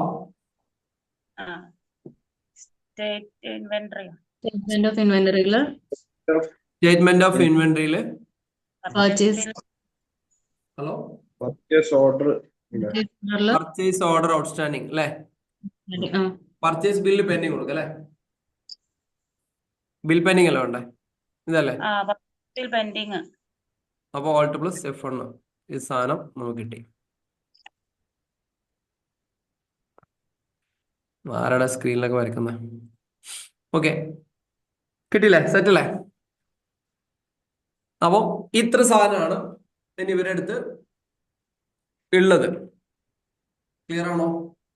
ഇനി ഇതിന്റെ ബേസിൽ നമ്മൾ എന്ത് ചെയ്യണം? ഒരു സെയിൽ അടിക്കണം. ആ പർച്ചേസിന് സെയിലിനൊക്കെ ചെയ്തിട്ടോ. ഇതൊക്കെ വീട്ടിലെ സിസ്റ്റം കമ്പ്യൂട്ടറൊക്കെ ഉള്ള ആളുകളൊക്കെ ഒന്ന് ടെസ്റ്റ് ചെയ്ത് പോകണേ. പഠിച്ച് ചെയ്ത് പോയി കഴിഞ്ഞാൽ അടിപൊളിയായിരിക്കും. ഈ പർച്ചേസ് അല്ലേ ചെയ്യണ്ടേനി? ഇനി ഇതിന് മുകളിൽ പർച്ചേസ് അടിക്കണം. Very good. ഇതാരാ സ്ക്രീനിൽ വരക്കുന്ന ആളെ? വായിക്കുന്നുണ്ടേ. കുട്ടികൾ ആരെങ്കിലൊക്കെ ആയിരിക്കും, എന്നാലും നിങ്ങൾ ശ്രദ്ധിക്കുക പരമാവധി. ഓക്കെ, കുഴപ്പമില്ല.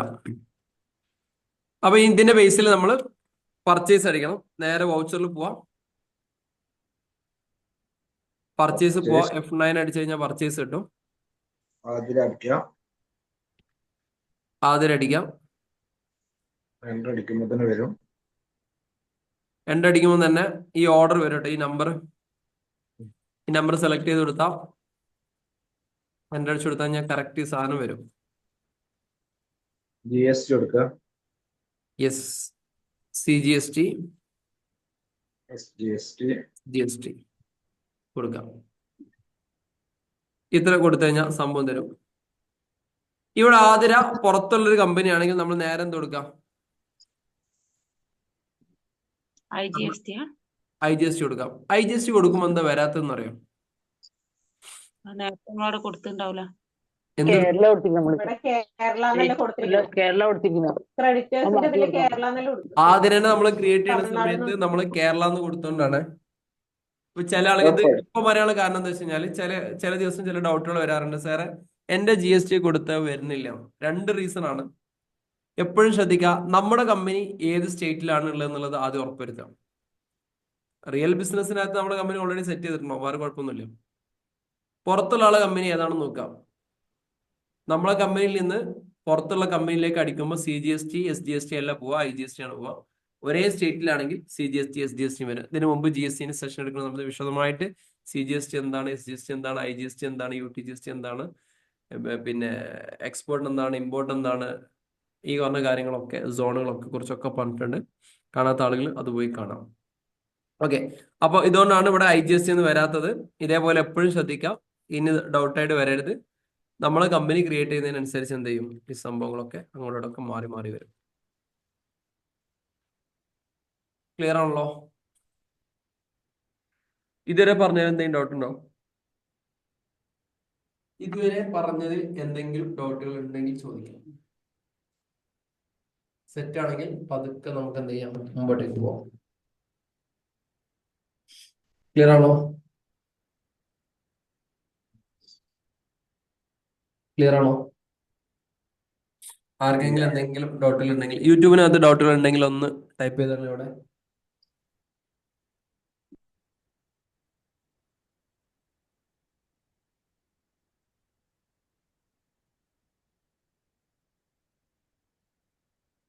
എല്ലാം ഓക്കെ അല്ലേ?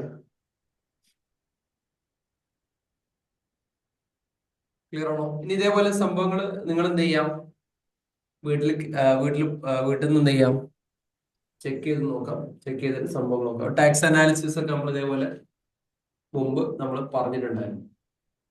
ഇനിയുള്ളത് 30,000 രൂപ സാലറി കൊടുത്തു. 30,000 റുപ്പീസ് നമ്മൾ സാലറി കൊടുത്തു. എങ്ങനെ നമ്മൾ ചെയ്യാം? 30,000 റുപ്പീസ് നമ്മൾ സാലറി കൊടുത്തു. ഓൾറെഡി നമ്മുടെ മുമ്പിൽ ആരൊക്കെ ഉണ്ടായിരുന്നു? അന്ന് ആർക്കൊക്കെ സാലറി നമ്മൾ സെറ്റ് ചെയ്ത കോസ്റ്റ് ക്ലാസ്സിൽ? ആർക്കൊക്കെ സാലറി സെറ്റ് ചെയ്തേ? പങ്കജ്, പങ്കജ്, ജിയ, സുധീർ, ജിയ, ഉം. സുധീർ, റീന, രാകേഷ്.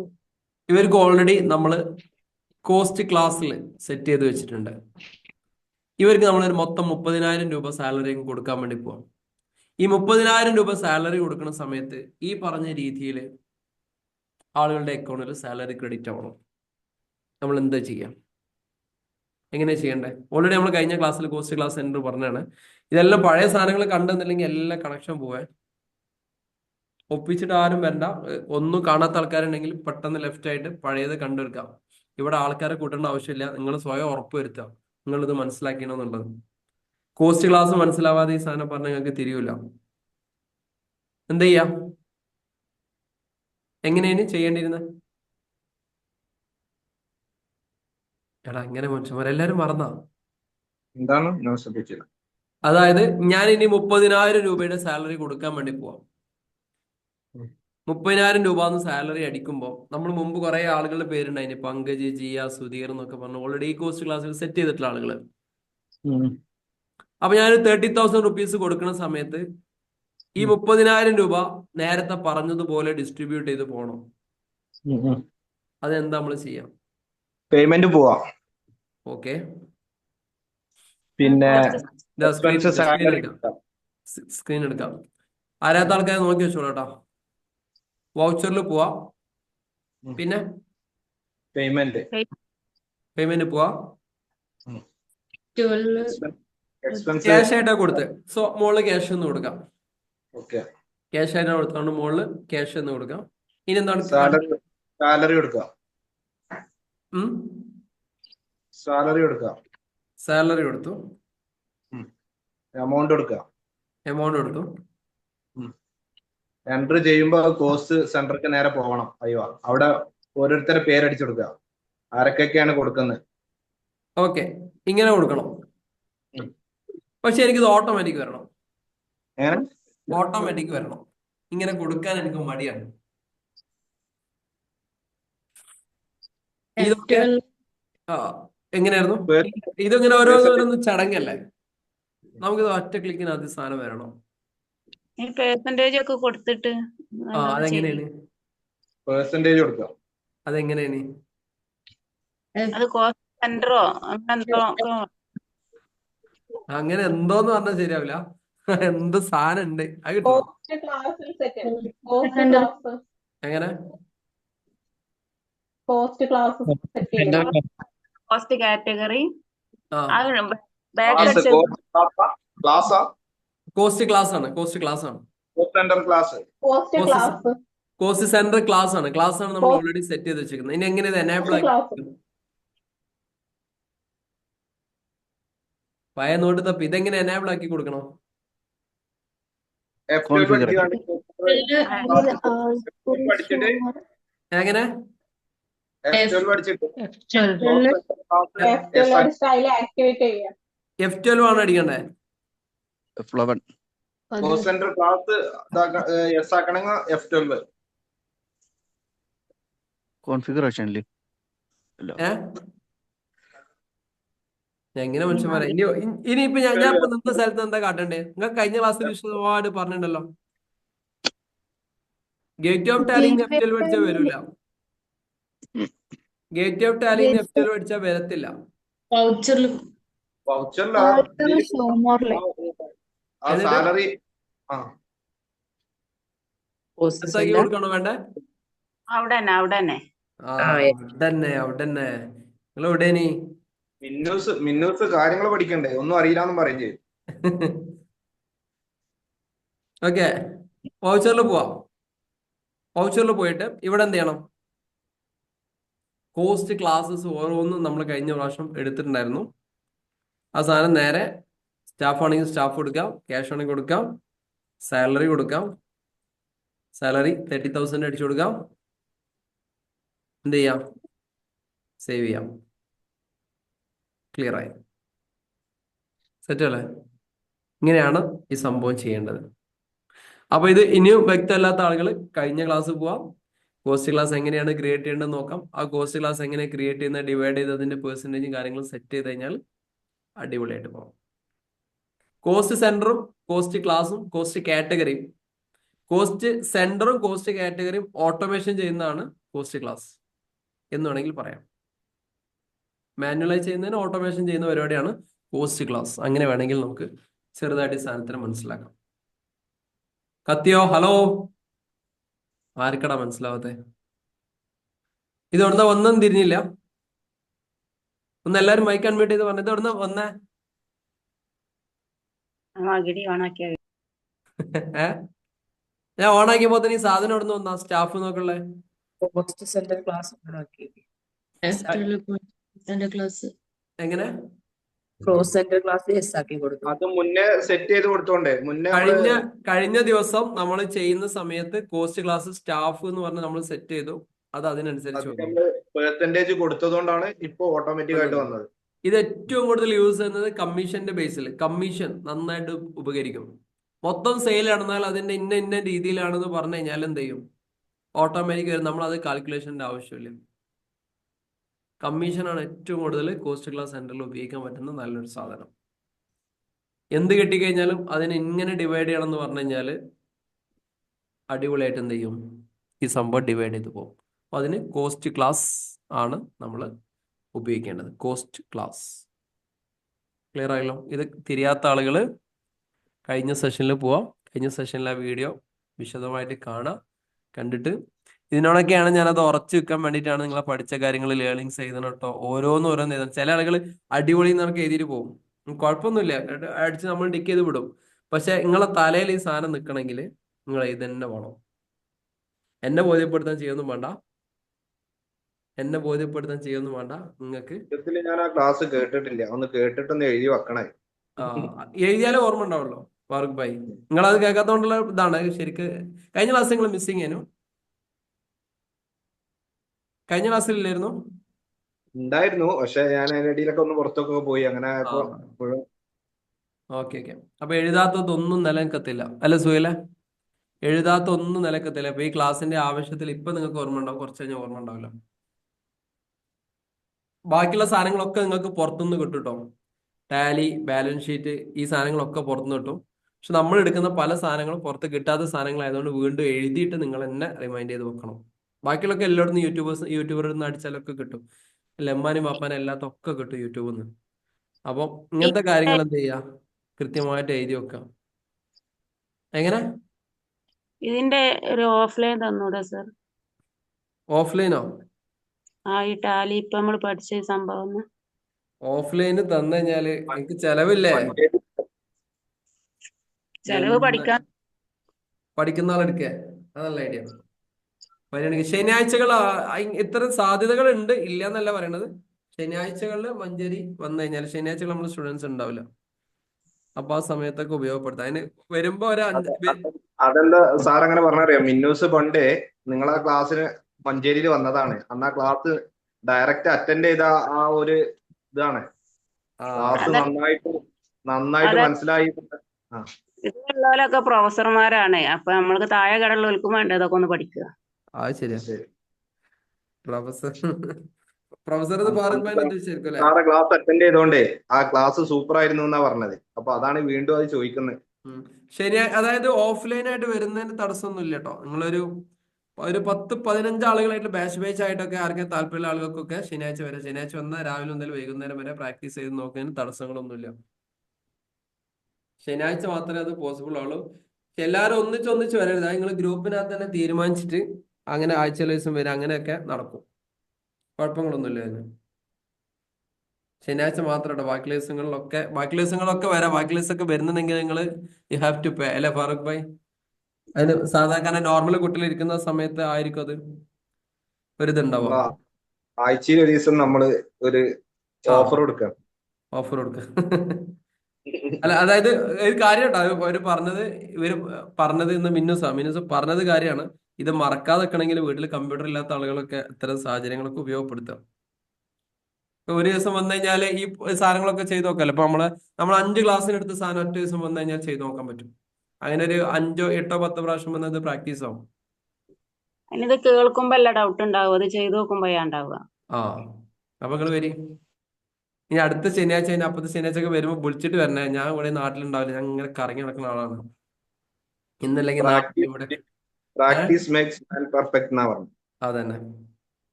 ഓക്കെ, അപ്പൊ വിളിച്ചിട്ട് വരണം. ഞാൻ ഇല്ലാതെ വന്നിട്ട് കാര്യം ഉണ്ടാവില്ല, അതുകൊണ്ടോ. അപ്പൊ ഇത് ക്ലിയർ ആയില്ലേ? ഈ കോസ്റ്റ് ക്ലാസ്, കഴിഞ്ഞ ക്ലാസ് കാണാത്ത ആളുകൾ ഈ സാധനം പോയി കാണുക, മനസ്സിലാക്കുക. ഇനിയുള്ളത് നമ്മള് പെറ്റിക്കേഷൻ എങ്ങനെയാണ് പേയ്മെന്റ് കൊടുക്കുക എന്നുള്ളത് നമ്മൾ ഓൾറെഡി പഠിച്ചതാണ് അല്ലെ? പെറ്റിക്കേഷൻ എങ്ങനെയാണ് പേയ്മെന്റ് പോവുക? പെറ്റിക്കേഷൻ കൊടുക്കുന്ന ഇതില്ലേ? പെറ്റിക്കേഷൻ നമ്മൾ പേയ്മെന്റ് കൊടുത്ത് കാണിച്ചില്ലായിരുന്നോ? നമ്മൾ അനൂപ്ക്ക് ഗൾഫ് പോയ സമയത്ത് ആരൊക്കെ സക്കീന മേഡത്തിനെ ഏൽപ്പിച്ചില്ലേ കുറച്ച് പൈസ കൊടുത്തിട്ട്? അന്ന് പോയതോ സക്കീന മേഡം? പിന്നെ കണ്ടിട്ടില്ല. അന്ന് പോയതാണ്, പിന്നെ ആ ക്യാഷ് ആയിട്ട് പോയതാണ്. പിന്നെ വിവരമൊന്നുമില്ല. ഇതിനകത്തോടെ ഉണ്ടല്ലോ ആള്. ഇവിടെ ഉണ്ടാവും. ഒച്ച കേട്ട പോലെ തോന്നുന്നു. അങ്ങനെ പറയുമ്പോഴാണ് പുറത്ത് ചാടുള്ളൂ. പൈസ ആയിട്ട് പോയതാന്ന് പറയുമ്പോ ഒരു ബേജാറുണ്ടാവില്ലേ? അപ്പൊ പുറത്തേക്ക് ചാടുള്ളൂ. ഓക്കെ, ഇനി നോക്കാം. ഇനി നമുക്ക് ഇതിന്റെ സ്റ്റോക്ക് സമ്മറി. ഇപ്പൊ ഒരുപാട് റിപ്പോർട്ടുകൾ നമ്മൾ പഠിച്ചു. ഇൻവെന്ററി ബുക്കിന്റെ റിപ്പോർട്ടുകൾ, മറ്റേ ബുക്കുകളൊക്കെ റിപ്പോർട്ടുകളൊക്കെ പഠിച്ചു. ഇനി നമ്മുടെ സ്റ്റോക്ക് സമ്മറി എങ്ങനെ എടുക്കാം? സ്റ്റോക്ക് സമ്മറി ഇതുവരെയൊക്കെ കഴിഞ്ഞതിന്റെ അടിസ്ഥാനത്തിൽ നമ്മുടെ സ്റ്റോക്ക് സമ്മറി എടുക്കാൻ വേണ്ടി പോകും. സ്റ്റോക്കിന്റെ സമ്മറി എങ്ങനെ സ്റ്റോക്ക് സമ്മറി എടുക്കാം? ബാക്ക് അടിക്കാം, ഗേറ്റ് ഓഫ് ടാലിയിൽ പോവാം. ഇവിടെ ഉണ്ടാവും സ്റ്റോക്ക് സമ്മറി എന്ന് പറഞ്ഞ ഓപ്ഷൻ. ഇത് ക്ലിക്ക് ചെയ്യാം. ഇത് ക്ലിക്ക് ചെയ്തിട്ട് Alt+F1 അടിച്ചു കൊടുത്തു കഴിഞ്ഞാൽ നമുക്ക് വിശദമായിട്ട് റിപ്പോർട്ട് കിട്ടും. ബൈ പ്രൊഡക്റ്റിൽ എത്ര സ്റ്റോക്ക് ഉണ്ട്? 29,427 അതെങ്ങനെയാ? ഓയിൽ കേക്ക് 830 കിലോ ഉണ്ട്. ഫിനിഷ്ഡ് ഗുഡ്സിന്റെ ഗോഡൌണിൽ നമുക്ക് 52,250 രൂപയുടെ സാധനം കിടക്കുന്നുണ്ട്. അതെങ്ങനെയാ കിടക്കുന്നത്? 15 ലിറ്ററിന്റെ 9 എണ്ണം, 1 ലിറ്ററിന്റെ 45 എണ്ണം, 5 ലിറ്ററിന്റെ 26 എണ്ണം. റോ മെറ്റീരിയൽ ഗോഡൌണിന് 20 ക്വിന്റൽ കിടക്കുന്നുണ്ട്. വർക്ക് ഇൻ പ്രോഗ്രസിനകത്ത് ലൂസ് ഓയിൽ ഇത്രയും കിടക്കുന്നുണ്ട്. ഇങ്ങനെ റിപ്പോർട്ട് കിട്ടാൻ വേണ്ടിയിട്ടൊക്കെയാണ് നേരത്തെ നമ്മൾ ഗോഡൌൺ ആയിട്ടും ഗ്രൂപ്പായിട്ടും എല്ലാം സെറ്റ് ചെയ്തേക്കുന്നത്.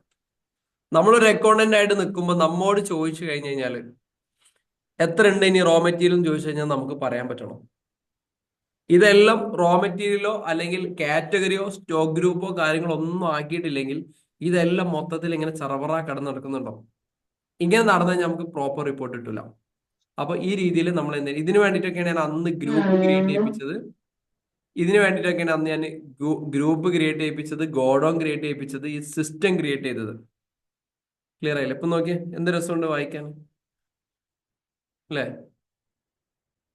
ബൈ പ്രോഡക്റ്റിൽ എത്ര? മൊത്തം 2,45,223 റുപ്യന്റെ സാധനം ഉണ്ട്. അത് എങ്ങനെയാന്ന് ചോദിച്ചാൽ Alt+F1 അടിച്ചു കഴിഞ്ഞാൽ കിട്ടും. ഇനി ബൈ പ്രോഡക്റ്റിൽ ഓരോന്നും എന്ത് ചെയ്യും? ഈ രീതിയിൽ റിപ്പോർട്ട് കിട്ടും. ഇങ്ങനെ റിപ്പോർട്ട് കിട്ടാൻ വേണ്ടിയിട്ടാണ് നമ്മൾ ഈ പറഞ്ഞ കാര്യങ്ങളൊക്കെ ചെയ്തേക്കുന്നത്. സെറ്റ് ആയല്ലോ. ഗേറ്റ് ഓഫ് ടാലിയിൽ സ്റ്റോക്ക് ഗ്രൂപ്പിനകത്ത് പോയി കഴിഞ്ഞാൽ കിട്ടും. ഇനി ഇതിന്റെ ട്രയൽ ബാലൻസ് എങ്ങനെ എടുക്കാം? ട്രയൽ ബാലൻസ് എങ്ങനെ എടുക്കാം? ഡിസ്പ്ലേയിൽ പോവാ, റിപ്പോർട്ട്സ് പോവാ. ട്രയൽ ബാലൻസ് എടുക്കാം. ഇതാണ് ട്രയൽ ബാലൻസ്. അതിന്റെ ഡീറ്റെയിൽ ആയിട്ട് ഇങ്ങനെ എടുത്തു കഴിഞ്ഞാൽ ഓരോന്നും നമുക്ക് കിട്ടും. ജസ്റ്റ് ഒന്ന് വായിച്ചു നോക്കി, ഒന്ന് രസം നോക്കി. ക്യാപിറ്റൽ 30 ലക്ഷം. ഈ 30 ലക്ഷം രൂപ എങ്ങനെയാ? ഒന്ന് അനൂപ് ഖാന്റെ 20 ലക്ഷം, ഫാറൂഖ് ഖാന്റെ 10 ലക്ഷം, മൊത്തം 30 ലക്ഷം. 10 ലക്ഷം. അടക്കാനുള്ള ടാക്സിൻ്റെതാ duties and tax. Current liability അവിടെ കിടക്കുന്നത്, അസറ്റുകൾ കിടക്കുന്നതാ. ഇതെല്ലാം നോക്ക്, എന്ത് ഒരു വൃത്തിയിലെ കാര്യങ്ങൾ കിടക്കുന്ന നോക്ക്. സാർ ഇത് ഇപ്പൊ സൺഡ്രി ക്രെഡിറ്റേഴ്സ് ഉണ്ടാവില്ലേ, അതിലൊക്കെ അതിന്റെ ഡീറ്റെയിൽസ് കിട്ടുമോ? എങ്ങനെ ഇതിന്റെ ഡീറ്റെയിലോ? അവിടെ ക്ലിക്ക് ചെയ്താൽ മതി. എന്താണ്, എന്തിന്റെ ഡീറ്റെയിൽ ആണ് ആവശ്യമുള്ളത് അതിന്റെ മുകളിൽ ക്ലിക്ക് ചെയ്യാം. ഇപ്പൊ ഇതിന്റെ ഡീറ്റെയിൽ ആവശ്യമുള്ളത് ഇത് വന്നു. ആദ്യന്റെ ഡീറ്റെയിൽ വേണോ? വീണ്ടും ഇതിനകത്ത് ക്ലിക്ക് ചെയ്താൽ ഓരോരുത്തരുടെ ഡീറ്റെയിൽ അതിനുള്ളിനുള്ളിൽ പോയി കഴിഞ്ഞാൽ ഉള്ളി തൊലിക്കുന്നത് പോലെ സംഭവങ്ങൾ ഇങ്ങനെ കിട്ടും. എല്ലാത്തിന്റെയും ഡീറ്റെയിൽ കിട്ടും. ക്ലിയർ ആയല്ലോ? ക്ലിയർ. അപ്പോൾ ഇതെല്ലാം കിട്ടണമെങ്കിൽ നേരത്തെ പറഞ്ഞ പോലെ ഗ്രൂപ്പിംഗ് കറക്റ്റ് ആയിട്ട് പോകണം, എന്നാലാണ് നമുക്ക് കിട്ടുക. ക്ലിയർ ആണല്ലോ? സെറ്റ് അല്ലേ? Hello, clear sir, set. Okay. ഇനി നമുക്ക് ഇതില് ആ നമുക്ക് കുറച്ച് പിന്നെ പ്രൊഡക്റ്റ് ലോസ് വന്നു. ലോസ് ഓൺ ഫയർ അത് നമുക്ക് പറയാം. ഫയർ കത്തിപ്പോയി, കട്ടുകൊണ്ടുപോയി, ഇങ്ങനെ കുറെ കേസുകൾ മാനുഫാക്ചറിൽ മാനുഫാക്ചറിംഗിൽ വന്നിട്ടുണ്ടാവും. അങ്ങനെ പല ഒഴിവാക്കുന്ന സാധനങ്ങളൊക്കെ അല്ലേ. അതായത് വേസ്റ്റേജ് നമുക്ക് പറയാം. ഇതുവരെയുള്ള കാര്യങ്ങൾ ഫുള്ള് സെറ്റ് അല്ലേ? ഇതുവരെ പറഞ്ഞ കാര്യങ്ങൾ ഫുൾ സെറ്റ് ആണോ? മനുഷ്യന്മാർ പറയുന്ന കമന്റ് യൂട്യൂബിനകത്തുള്ള ആളുകൾ അവിടെ കമന്റ് ചെയ്ത്. ഈ യൂട്യൂബിനകത്ത് അറബി ആയിട്ടാണോ വരുന്നത്? അറബി ടെക്സ്റ്റ് അതിനകത്ത് വരുന്നുണ്ടെന്ന് തോന്നുന്നുണ്ട്. സൗദികളൊക്കെ കേൾക്കുന്നുണ്ടാവും. സൗദികളൊക്കെ കേൾക്കുന്നുണ്ടാവും. അങ്ങനെ അറബി വരുന്നത് എന്റെ അകത്ത് ഒരു അറബി വരുന്നുണ്ട്. യൂട്യൂബിനകത്ത് ആരെങ്കിലും ഒന്ന് കമന്റ് ചെയ്താണ് അറബി അവിടെ വരുന്നുണ്ടോ? എങ്ങനെ ലാംഗ്വേജ് അറബിയാണോ വരുന്നത്? എനിക്ക് മാത്രമാണോ? യൂട്യൂബ് പറയും മനുഷ്യന്മാരെ. ഞാൻ പറഞ്ഞ മനുഷ്യന്മാരെ എന്നൊക്കെ മനുഷ്യൻ അറബിയിലായിരിക്കുന്നത്. ഓക്കെ. ഇനി ഒരു ചെറിയൊരു കാര്യം കൂടി ഇന്ന് പറയാൻ വെച്ചിട്ടുണ്ട്. അഞ്ച് നേരം വെക്കേണ്ട വെച്ചിട്ട് പറയാണ്. മൾട്ടി കറൻസി, വ്യത്യസ്തമായ കറൻസികൾ വരുന്നത്. നമ്മൾ ഈ സാധനം ഇപ്പൊ നമ്മുടെ കയ്യിലുള്ള കുറച്ച് സാധനം, അതായത് ഒരു ചെറിയ സാധനങ്ങൾ സിനാരി എഴുതി വെച്ചോളെ. അതായത് ഒരു 5 ലിറ്ററിന്റെ 3 എണ്ണം, 15 ലിറ്ററിന്റെ 1 നമ്മളൊരു അമേരിക്കൻ കമ്പനിയിലേക്ക് സെയിൽ ചെയ്യാന്ന് വിചാരിക്കും. ഒരു സിനാരി ഉണ്ടാക്കണേ. 15 ലിറ്ററിന്റെ 1, 5 ലിറ്ററിന്റെ 3 ഒരു അമേരിക്കൻ കമ്പനിയിലേക്ക് നമ്മൾ സെയിൽ ചെയ്യാൻ വേണ്ടി പോകണമെന്ന് വിചാരിച്ചു. എങ്ങനെയാണ് അതിന് നമ്മൾ കാണാം? ഇത് സംഭവിക്കുമല്ലോ. നമ്മളിപ്പം ഇൻട്രാസ്റ്റേറ്റും ഇൻഡർസ്റ്റേറ്റും മാത്രമല്ലല്ലോ എക്സ്പോർട്ടിങ് നടക്കുക. അപ്പോൾ ഇപ്പോ എന്താ പറയാ, പ്രസന്ന മേഡം അമേരിക്കയിലുള്ള ഒരാളാണെങ്കിൽ പ്രസന്ന മേഡം അമേരിക്കയിലുള്ള ഒരാളാണ്. അപ്പോൾ പ്രസന്ന മേഡത്തിന് നമ്മൾ ഇവിടുന്ന് ഈ പറയുന്ന 15 ലിറ്ററിന്റെ 1 പിന്നെ 5 ലിറ്ററിന്റെ ഒരു 3 സാധനം നമ്മൾ പ്രസന്ന മേഡം അമേരിക്കയിലേക്ക് കൊടുക്കാൻ വേണ്ടി പോകും. അപ്പോൾ സ്വാഭാവികമായിട്ട് നമ്മൾ INR അവിടെ നടക്കത്തില്ലല്ലോ അല്ലെ ഫാറൂഖ് ഭായ്? INR നടക്കൂല. ഇപ്പൊ ഫാറൂഖ് ഭായ് സൗദിയിലാണ്. അപ്പൊ എന്ത് ചെയ്യേണ്ടി വരും? റിയാൽ കൊടുക്കേണ്ടി വരും. റിയാൽ കൊടുക്കേണ്ടി വരും. ആതിര ദുബായിലാണെങ്കിൽ AED കൊടുക്കേണ്ടി വരും. ഇങ്ങനെ ഓരോ രാജ്യത്തിനനുസരിച്ച് മാറും. അത് നമുക്ക് മൾട്ടി കറൻസി എന്ന് പറഞ്ഞിട്ടുള്ള ഒരു ഫീച്ചേഴ്സ് ടാലിയിൽ സെറ്റാണ്. ആ ഒരു സംഭവം അതുകൂടി ഇന്ന് ഞാൻ കംപ്ലീറ്റ് ചെയ്യണമെന്ന് വിചാരിച്ചിട്ടുണ്ടായിരുന്നു. അതുകൊണ്ടാണ് ഞാൻ അതൊന്ന് പറയാമെന്ന് അത്ര കഴിയുന്ന രീതിയിൽ പറയാം. ഒരു എക്സാമ്പിൾ ആയിട്ട് പറയാം. ഡോളറിന്റെ ഇന്നത്തെ വില ഒരു 72 രൂപ എന്ന് വിചാരിച്ചോളൂ. ഡോളറിന്റെ ഇന്നത്തെ വില 72. 72 നല്ല കേട്ടോ. ഇന്ന് നടക്കുന്ന 80 എത്ര രൂപ? 86. 83, 84 തോന്നുന്നു. 81, 84 ഉണ്ട്. 83 എന്നല്ല, 85ന്റെ മുകളിലുണ്ട് തോന്നുന്നു അല്ലേ? 85ന്റെ മുകളിലുണ്ട് തോന്നുന്നുണ്ട്. എനിവേ കഴിഞ്ഞ മാസം യൂട്യൂബിൽ നിന്ന് പൈസ കിട്ടിയ സമയത്ത് 80 രൂപ വെച്ചിട്ടാ തന്നെ. വേറെ 60 തന്നെയാണ് അല്ലേ? പറ്റിക്കലല്ലേ ഫാറൂഖ് ഭായി? 80 അല്ലല്ലോ. ഇതേപോലെ TDS ആയിട്ട് പിടിച്ചാ TDS ഒന്നല്ല, എന്തായാലും ഭയങ്കര 60. ഞാൻ ബാങ്ക് മാറ്റണമെന്ന് വിചാരിച്ചിരിക്കാം. 82, 83 ന്യായമായ കിട്ടില്ലേ? എങ്ങനെ ചാർജ് ഫോറക്സ് കട്ട് ചെയ്ത് കഴിഞ്ഞാലും. അപ്പൊ ഞാൻ പറഞ്ഞിട്ടായിരുന്നു ഇനി ബാങ്ക് നിങ്ങൾ മാറ്റും എന്ന് പറഞ്ഞപ്പം സാറേ നമുക്ക് അടുത്തേല് ക്ലിയർ ആക്കാന്ന് പറഞ്ഞു. അടുത്തേലും കൂടി ക്ലിയർ ആവും നോക്കട്ടെ. 80 രൂപ വെച്ച് തന്നെ. അപ്പൊ തൽക്കാലം നോക്കാം.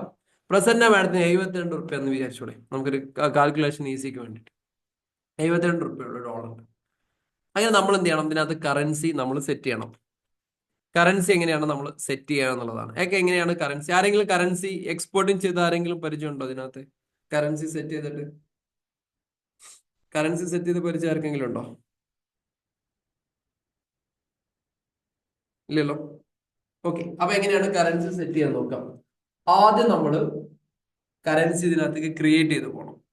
കറൻസി ക്രിയേറ്റ് ചെയ്യാൻ വേണ്ടിയിട്ട് ഗേറ്റ് ഓഫ് ടാലിയിൽ പോവാം, ക്രിയേറ്റിൽ പോവാം. ക്രിയേറ്റിനകത്ത് പോയിട്ട് കറൻസി എന്ന് പറഞ്ഞ ഓപ്ഷൻ ഉണ്ട്. ഈ കറൻസി എന്നുള്ള ഓപ്ഷൻ അല്ലെങ്കിൽ എഴുതി വെച്ചോളിട്ടോ. ഇവിടെ ക്രിയേറ്റ് ന്യൂ എന്ന് പറഞ്ഞ സംഭവം ഉണ്ടോ? Create new. ഇവിടെ സിമ്പിൾ ഇല്ലേ? സിമ്പിൾ. അതിനകത്ത് നമ്മൾ സ്ക്രീനിൽ ഡോളർ അടിച്ചു കൊടുക്കാം. ഫോർമൽ നെയിം എന്നുള്ളടത്ത് നമ്മൾ US ഡോളർ എന്ന് അടിച്ചു കൊടുക്കാം. US dollar. ഡെസിമൽ 2 എന്നോട്ടെ. ഡെസിമൽ 2 എന്നോട്ടെ. ISO കറൻസി കോഡ് എന്ന് പറഞ്ഞാൽ എന്താ മക്കളെ? ISO currency code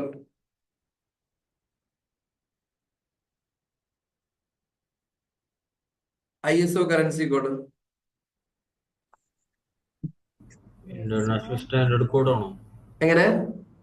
international standard കോഡാണോ? ആ, അങ്ങനെ വേണമെങ്കിൽ പറയാം. ഓരോ ഈ ഇതിനും ഓരോ കോഡുകൾ. റുപ്പീസിന്റെ INR എന്ന് പറയുന്ന പോലെ ഉണ്ടോ? എങ്ങനെ? ഹലോ, ആരപ്പ പറഞ്ഞ ക്ലിയർ ആണ്? പറഞ്ഞോളൂ.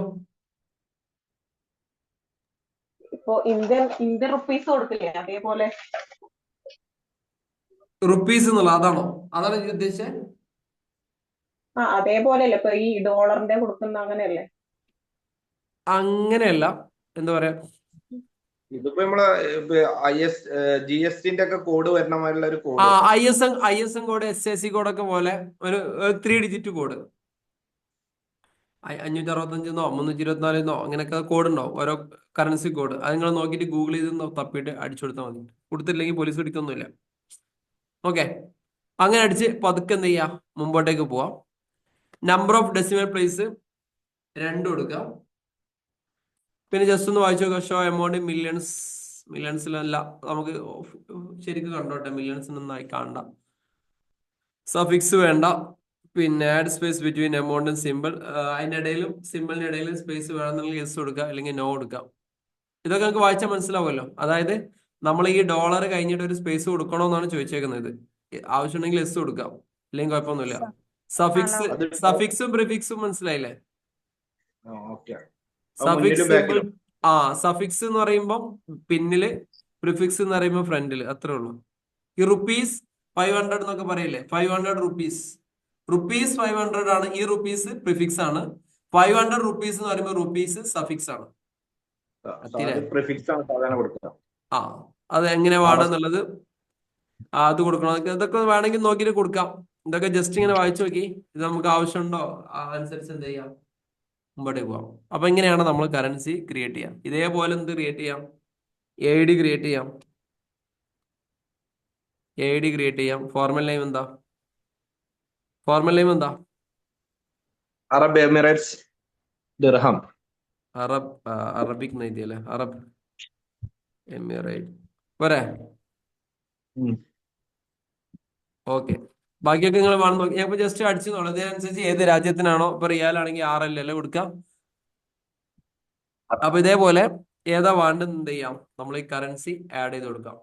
ഫസ്റ്റ് നമ്മൾ ചെയ്യേണ്ടത്, നമ്മൾക്ക് ഏതൊക്കെ രാജ്യങ്ങളുമായിട്ടാണോ ഇടപാടുള്ളത്, ഏതൊക്കെ രാജ്യങ്ങളുമായിട്ടാണോ നമുക്ക് റിലേഷൻഷിപ്പ് ഉള്ളത്, ആ സംഭവങ്ങൾ എന്ത് ചെയ്യാം, അതുപോലെ കൊടുക്കാം. ഇനി എന്ത് ചെയ്യാം, പാത്ത് ഒന്നുകൂടി പറഞ്ഞു തരുമോ? പാത്ത്, കറൻസിയുടെ പാത്ത് എങ്ങനെ ക്രിയേറ്റ് ചെയ്യണ്ട ഒന്നുകൂടി പറയുമോ? ഗേറ്റ് ഓഫ് ടാലിയിൽ പോവാം, ഗേറ്റ് ക്രിയേറ്റ് പോവാം, കറൻസിയിൽ കൊടുത്ത ഈ കാര്യങ്ങൾ എന്ത് ചെയ്യാം, ചെയ്ത് ഇതേപോലെ കൊടുക്കാം. ഓക്കെ, ഇനിയിപ്പോ നമ്മളെ ഇവിടെ ഉള്ള ആളാരെയാണ്, ഒരാൾ പേര് പറഞ്ഞില്ലല്ലോ. പ്രസന്ന മാഡത്തിനാണ് നമ്മൾ സെയിൽ ചെയ്യണത്. അപ്പൊ നേരെ എവിടേക്ക് പോവാം? ഹലോ, എവിടെ നേരെ പോവാം? വൗച്ചറിലേക്ക് പോവാം. വൗച്ചറിൽ പോയിട്ട് എന്ത് ചെയ്യാം? ഹലോ, സെയിൽ അടിക്കാം. സെയിൽ അടിക്കാം. വൗച്ചറിൽ പോയിട്ട് നമ്മൾ സെയിൽ അടിക്കാം. വൗച്ചർ F8 പാർട്ടി നെയിം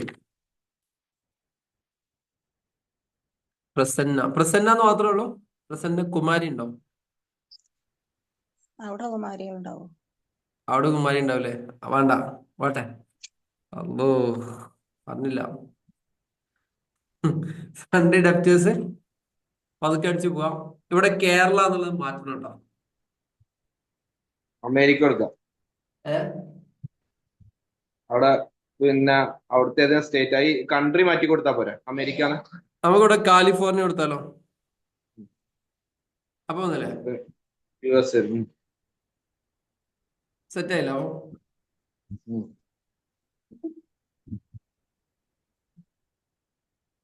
സ്ഥലം അറിയില്ലെങ്കിൽ, നേരെ സ്റ്റേറ്റ് അറിയില്ലെങ്കിൽ ഇത് കൊടുത്താൽ മതി, കൺട്രി കൊടുത്താ പോരെ. സ്റ്റേറ്റ് നെയിം അറിയില്ലെങ്കിലേ നേരെ കൺട്രി എടുത്താൽ അതിലേക്ക് പോകും. ഓക്കെ, ഇവിടെ GST നമ്പർ ഒന്നും ഉണ്ടാവില്ല കേട്ടോ. ഇനി ഇവിടെ സെയിൽസ് ഇല്ലേ, ഇവിടെ നമ്മള് നോർമൽ സെയിൽസിലൂടെ മുമ്പോട്ടേക്ക് പോകരുത്. നോർമൽ സെയിൽ അടിച്ചിട്ട് മുമ്പോട്ടേക്ക് പോകരുത്. ഇവിടെ നമ്മൾ ഒരു പുതിയ സെയിൽ ക്രിയേറ്റ് ചെയ്യണം. സെയിൽ ക്രിയേറ്റ് ചെയ്യുന്ന സമയത്ത് നമ്മൾ കൃത്യമായിട്ട് അത് മെൻഷൻ ചെയ്യണം. സെയിൽസ് എക്സ്പോർട്ട് എന്ന് വേണമെങ്കിൽ മെൻഷൻ ചെയ്തോളി. ഇനി വേറെ എന്തെങ്കിലും ആവശ്യമുണ്ടെങ്കിൽ അത് നിങ്ങൾ മെൻഷൻ ചെയ്തോളി, എങ്ങനെയായാലും കുഴപ്പമില്ല. Okay,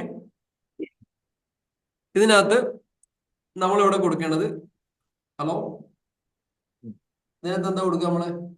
sales account. Sales account not applicable കൊടുക്കാം. പിന്നെ എന്ത് ചെയ്യാം, ഇതൊക്കെ നോർമൽ ആസ് യൂഷ്വൽ ഇട്ട് കൊടുക്കാം.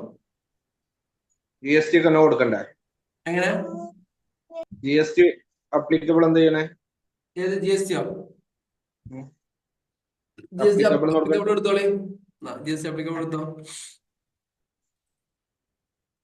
ടൈപ്പ് ഓഫ് സപ്ലൈ ഗുഡ്സ് അല്ലേ? ഇവിടെ ഡിസ്ക്രിപ്ഷൻ നോക്കിക്കോളെ. എക്സ്പോർട്ട് എന്ന് വേണമെങ്കിൽ കൊടുക്കാം. HSും കൂടെ എത്ര വെച്ച് കഴിഞ്ഞാൽ അത് കൊടുക്കാം. ഇവിടെ ഉണ്ടല്ലോ നാച്ചർ ഓഫ് ട്രാൻസാക്ഷൻ എന്നുള്ളത്, എക്സ്പോർട്ടിങ്ങിന് നമ്മൾ ടാക്സ് ഇല്ല എന്ന് പറഞ്ഞിട്ടുണ്ടായിരുന്നു, ഓർക്കുണ്ടോ? ഹലോ, എക്സ്പോർട്ടിങ്ങിന് നമ്മൾ ടാക്സ് ഇല്ല എന്ന് പറഞ്ഞിട്ടുണ്ടായിരുന്നു. അപ്പൊ നമ്മൾ എന്ത് ചെയ്യണം, ഇവിടെ ഇങ്ങനെ തപ്പുക, എക്സ്പോർട്ട് എന്ന് അടിച്ചെടുത്ത് നോക്കുക. എക്സ്പോർട്ട് നമ്മുടെ അടിച്ചെടുത്ത് നോക്കുക, നാച്ചർ ഓഫ് ട്രാൻസാക്ഷൻ.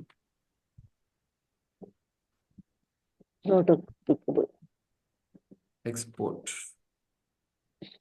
ഇതാണ്ടോ, എക്സ്പോർട്ട് എക്സെപ്റ്റ്. ക്ലിയർ ആയോ?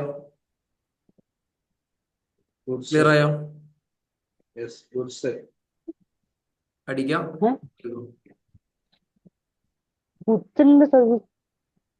Goods type of supply goods അല്ലേ? ഗുഡ്സ്. ഓക്കെ,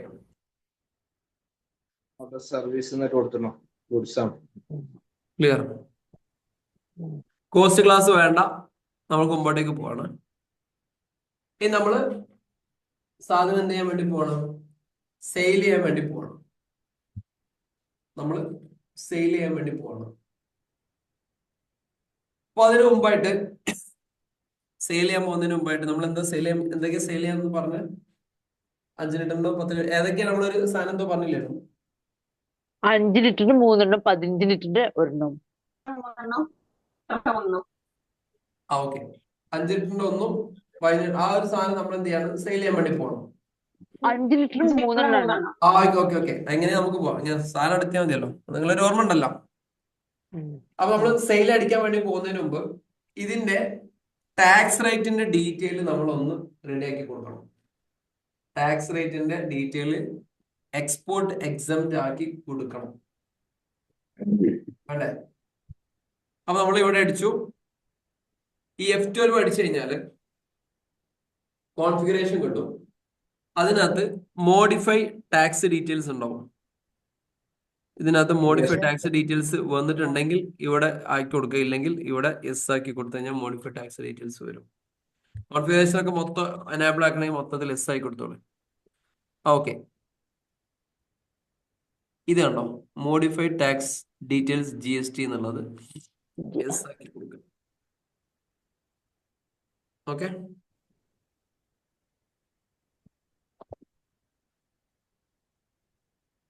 ഇനി നമ്മൾ സാധനം എന്ത് ചെയ്യണം, അടിക്കാൻ വേണ്ടി പോവാണ്.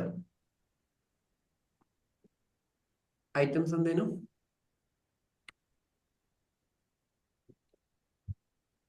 എന്തേനിടാ? 5 ലിറ്ററിന്റെ 5 ലിറ്ററിന്റെ 3 5 15 ലിറ്ററിന്റെ ലിറ്ററിന്റെ 3 15 ലിറ്ററിന്റെ 1 ലൊക്കേഷൻ ഏതായിരുന്നു? Finish goods. Finished goods.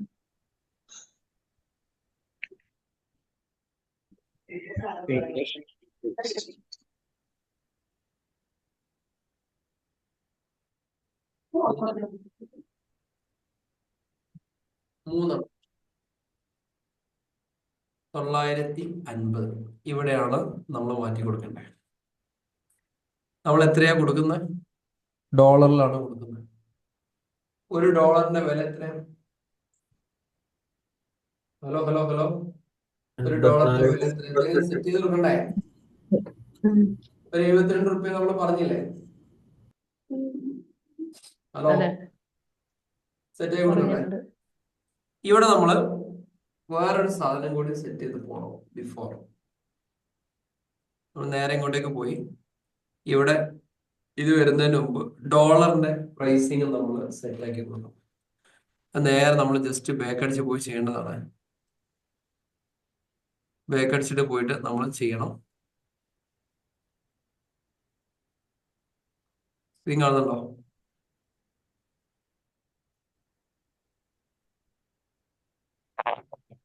ഇവിടെ റേറ്റ് ഓഫ് എക്സ്ചേഞ്ച് കാണും. ക്രിയേറ്റില് rate of exchange.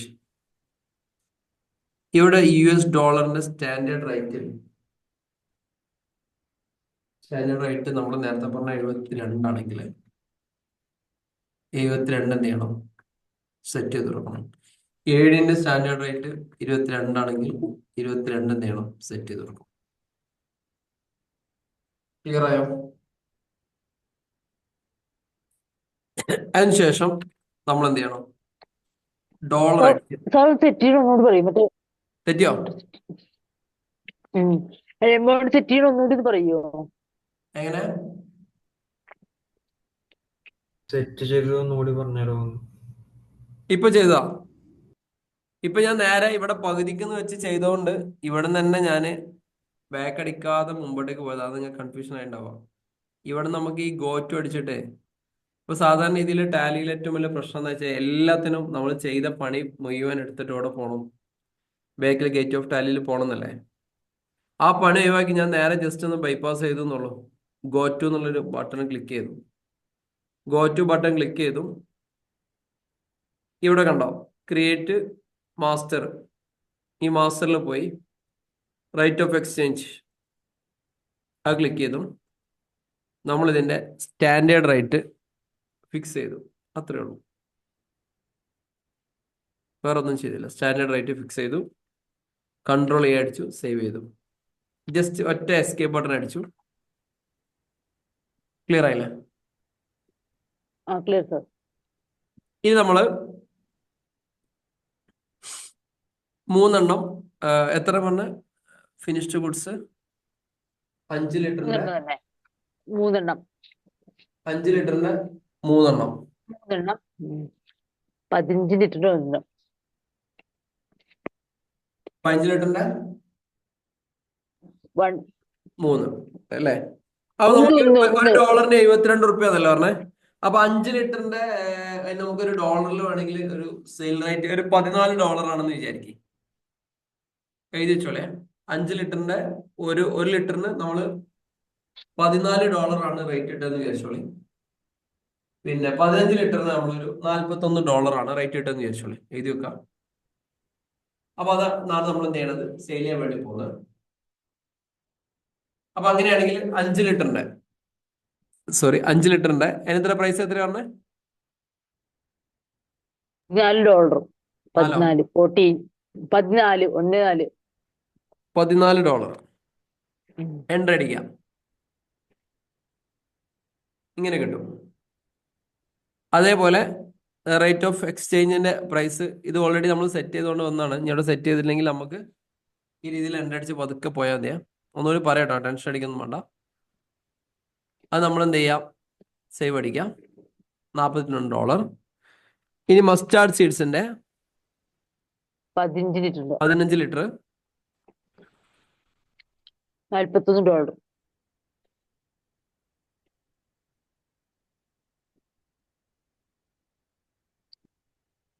Finished goods ആണ്. ഈ ഗോഡൗൺ ഒരിക്കലും മിസ്സാവരുത്. ക്വാണ്ടിറ്റി 15. 15. എത്ര ഡോളറിന് പറഞ്ഞേ? 15 സ്റ്റോക്ക് ഇല്ലല്ലോ. 1 15 നമ്മളത് സ്റ്റോക്ക് 15 ഇല്ലല്ലോ. ലിറ്റർ ഒരു മൈനസ് ഒരെണ്ണം. സ്റ്റോക്ക് ഒന്നല്ലോ. ഒന്നടിച്ചാൽ മതി തൽക്കാലം. ഒരെണ്ണം ഒന്നാ പറഞ്ഞിട്ടുണ്ടായിരുന്നു. എത്രയായാലും മറ്റേ മൈനസ് സ്റ്റോക്ക് ആയിന്. അപ്പൊ അതുകൊണ്ട് നമ്മൾ ഇങ്ങനെ അടിച്ചു. എത്ര ഒരു ഡോളറിന് നമ്മൾ വില പറഞ്ഞ എത്ര? $41 അല്ലേ? $41. ഇവിടെ 41 എന്ന് അടിച്ചു പോരുത്. 41 എന്ന് പറഞ്ഞിട്ട് ആ ഒരു ഡോളറിന് ചിഹ്നടിക്കണം. എന്നിട്ട് വേണം മുമ്പോട്ട് പോകാൻ. നേരെ എന്ത് ചെയ്യാം?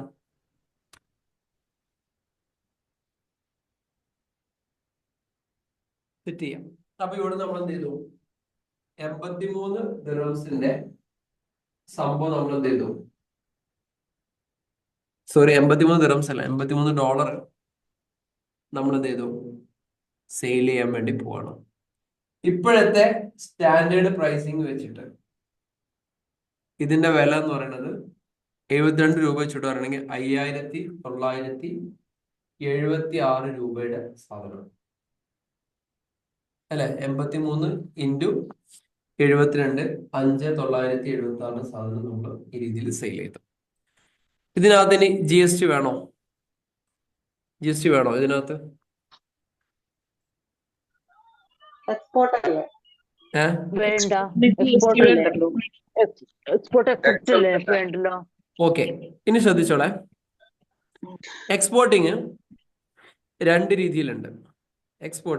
രീതിയിലുണ്ട്. ഇതിപ്പോ നമ്മൾ എക്സ്പോർട്ടേഴ്സിന് അവിടുത്തെ ആ ഒരു സംഭവത്തിന് വേണ്ടിയിട്ട് അവിടുത്തെ ആളുകൾക്ക് വേണ്ടി നമ്മൾ ബില്ലടിച്ചു പോകണം.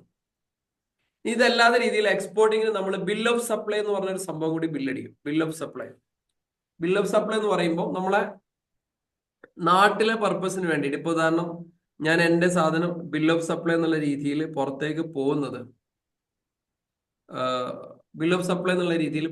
പോകുന്നത് ഇപ്പൊ ഞാൻ മലപ്പുറത്തുള്ള ആളാണ്.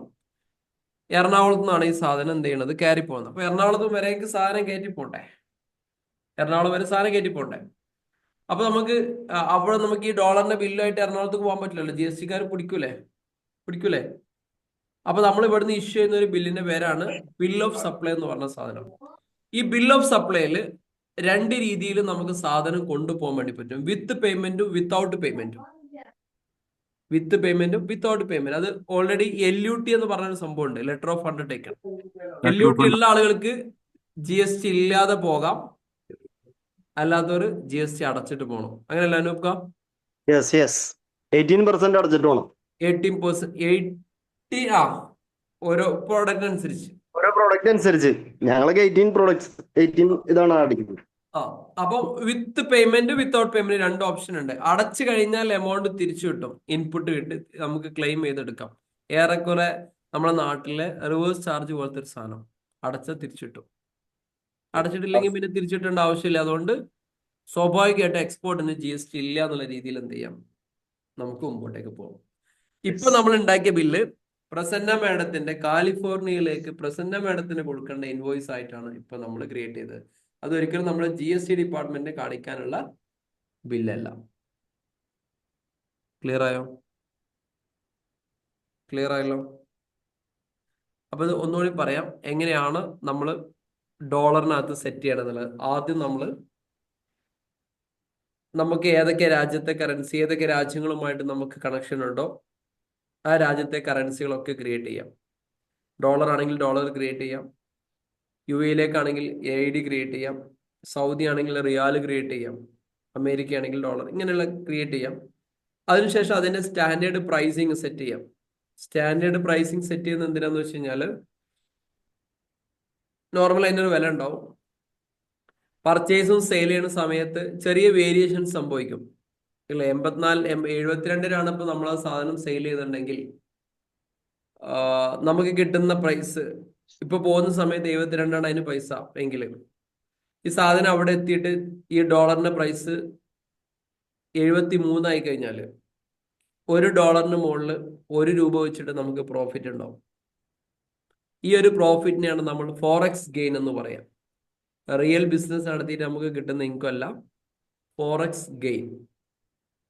ഇനി 72 രൂപേന് കച്ചവടം നടന്നു, അവിടെ എത്തിയപ്പോൾ അത് 71 ആയി. അവിടെ ഫോറക്സ് ലോസ് ആണ് സംഭവിക്കുന്നത്, ഗെയിൻ അല്ല, നേരെ റിവേഴ്സ് ആണ് സംഭവിക്കുന്നത്. ഇതിനു വേണ്ടിയിട്ട് നമ്മൾ എപ്പോഴും എന്ത് ചെയ്യണം, ഈ പറയുന്ന സ്റ്റാൻഡേർഡ് റേറ്റ് ഫിക്സ് ചെയ്യണം. സ്റ്റാൻഡേർഡ് റേറ്റ് നമുക്കറിയാം. നോർമലി നമുക്ക് ഈ ഒരു എക്സ്പോർട്ടിംഗ് മേഖലയിൽ നിങ്ങൾ ബിസിനസ് ചെയ്യുകയാണെങ്കിലോ അല്ലെങ്കിൽ എത്ര മേഖലകളിലാണെങ്കിലും നിങ്ങൾക്ക് ആ സംഭവം പിടുത്തം കിട്ടും. അപ്പൊ അത് ആ രീതിയിൽ തന്നെ ചെയ്തു പോവാം. അപ്പം ഡോളർ അല്ലെ കറൻസി സെറ്റ് ചെയ്യാം, അതിന്റെ പ്രൈസ് സെറ്റ് ചെയ്യാം. അത് കഴിഞ്ഞതിന് ശേഷം നേരെ സെയിൽസ് അടിക്കാം. സെയിൽസ് അടിക്കുമ്പം അതിന്റെ ആ ഒരു വാല്യൂ പ്ലസ് ഡോളർ അത് അടിച്ചിട്ട് വേണം എന്ത് ചെയ്യാൻ, നമുക്ക് മുമ്പോട്ടേക്ക് പോകാൻ. ക്ലിയർ അല്ലേ? റെഡി അല്ലേ? സെറ്റാണ്. ഇപ്പൊ ഡോളർ ഇതേപോലെ സെറ്റ് ചെയ്ത് കൊടുക്കാം. ഇനി വേറെ ഒരു സംഭവം കൂടി ഞാൻ പറയാം. ഇനി ഒന്നുകൂടി കാണിക്കാം. ഈ $83 നമുക്ക് കിട്ടിയെന്ന് വിചാരിക്കുക. ഈ സാധനങ്ങളോട് എത്തി $83 കിട്ടിയെന്ന് വിചാരിച്ചോളൂ. ആ ഒരു സമയത്ത് ഒരു ഡോളറിന്റെ വില 76 വിചാരിക്കും. നമുക്ക് മനസ്സിലായില്ലെങ്കിൽ അടുത്ത ക്ലാസ് ഒന്നും ചെയ്യട്ടെ. ഞാൻ ഇപ്പൊ ലാസ്റ്റ് കുറച്ച് സ്പീഡിലാണ് പോയത്. ഈ പറയുന്ന $83 കച്ചവടം നടന്ന് ഈ പറയുന്ന $83 നമുക്ക് പ്രസന്ന മാഡം നമുക്ക് അയച്ചു തന്നു എന്ന് വിചാരിച്ചോളേ. പുറത്തുനിന്ന് $83. പക്ഷെ ആ സമയത്തെല്ലാം എക്സ്ചേഞ്ച് റേറ്റ് 76 രൂപ. അപ്പൊ എത്ര രൂപ ഫോറക്സ് ഗെയിൻ ഉണ്ട്?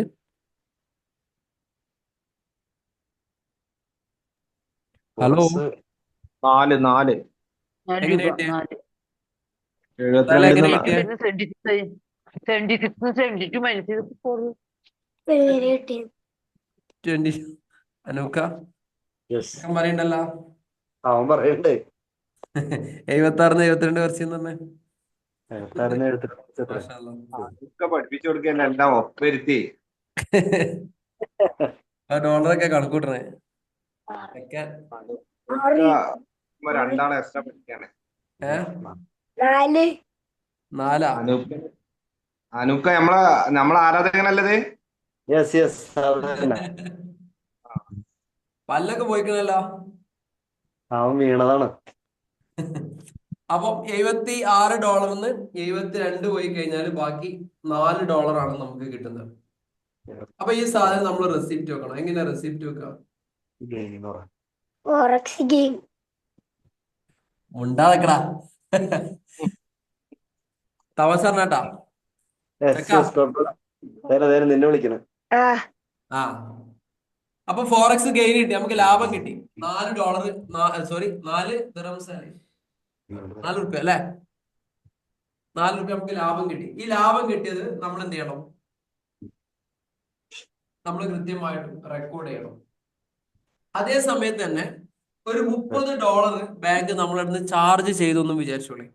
ഏത് നേരത്തെ നമുക്ക് യൂട്യൂബിൽ നിന്ന് പൈസ കിട്ടിയ സമയത്ത് ഞാൻ $80 കിട്ടിയെന്ന് പറഞ്ഞില്ലേ, ബാക്കി ഫുൾ എന്ത് ചെയ്തു, ബാങ്ക് ഡോളർ ചാർജ് ചെയ്തു.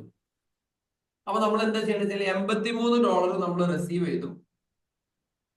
$83 റിസീവ് ചെയ്ത സമയത്ത് $30 ബാങ്ക് ചാർജ് ചെയ്തു എന്ന് വിചാരിക്കും.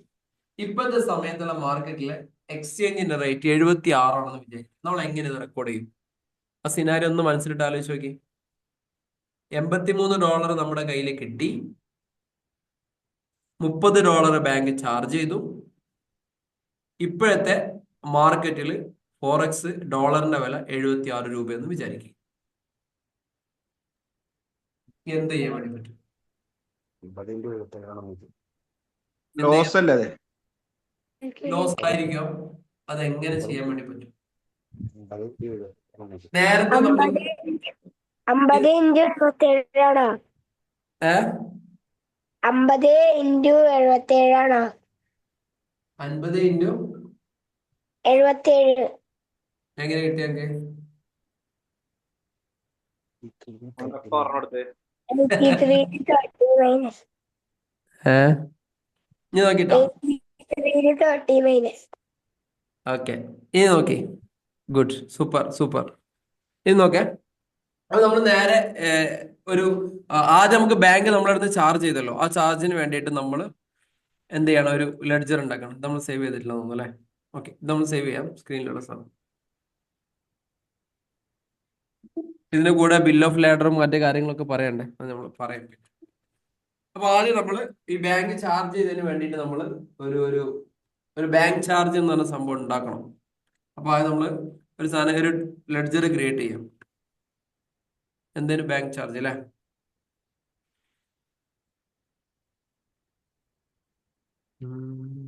ഉണ്ടാക്കി വെച്ചാൽ മതി, നമുക്ക് പിന്നെ ആഡ് ചെയ്ത് കൊടുക്കാം. Bank charge, indirect expense, indirect expense.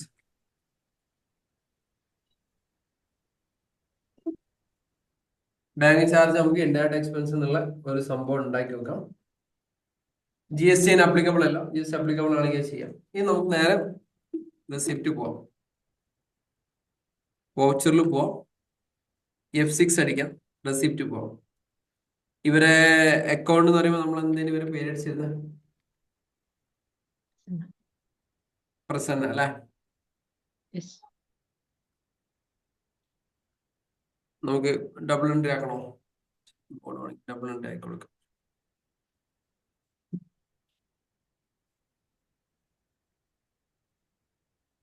പേര് പ്രസന്ന. പ്രസന്ന അല്ലേ?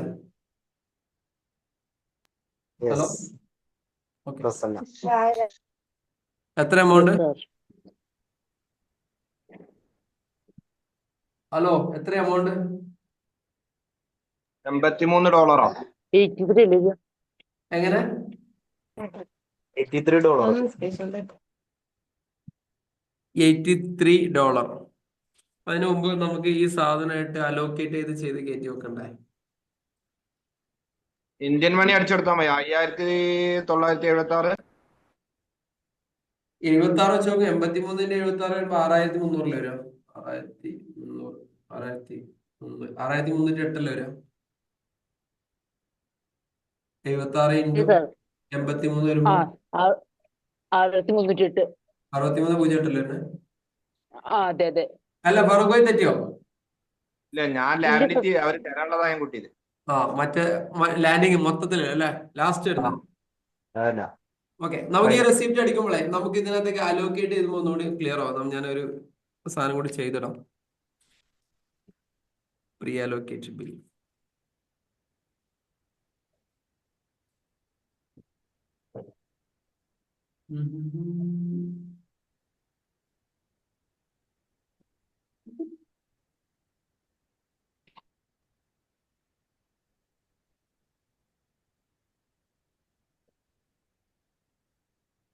ഇതെങ്ങനെ വന്നെന്നറിയോ? ഈ അലോക്കേഷൻ വന്നത് F12 പോയിട്ട് സെറ്റ് ചെയ്തിട്ടാട്ടോ. നിങ്ങൾ ഓൾറെഡി സെറ്റ് ചെയ്തിട്ടുണ്ടാവും. ഞാനത് ഇല്ല എന്നുള്ളത് കൊണ്ട് ചെയ്തു പോയതാണ്. ഇവിടെ അടിക്കുന്ന സമയത്ത് നമ്മൾ അടിച്ച സംഭവത്തിന്റെ സാധനം ഇവിടെ വരും ഓട്ടോമാറ്റിക്കായിട്ട്. 83 ദിറംസ് വരും അവിടെ. ഈ മാർക്കറ്റിന്റെ പ്രൈസ് എത്രയാണ് പറഞ്ഞ? 76. 76. ഇങ്ങനെ വെച്ചെടുത്താൽ മതി. ബൈ പിന്നെന്ത് കൊടുക്കാം? ബാങ്ക് ചാർജസ് വേണമെങ്കിൽ കൊടുക്കാം. ബാങ്ക് ചാർജസ് എത്രയാ പറഞ്ഞ? $30. $30.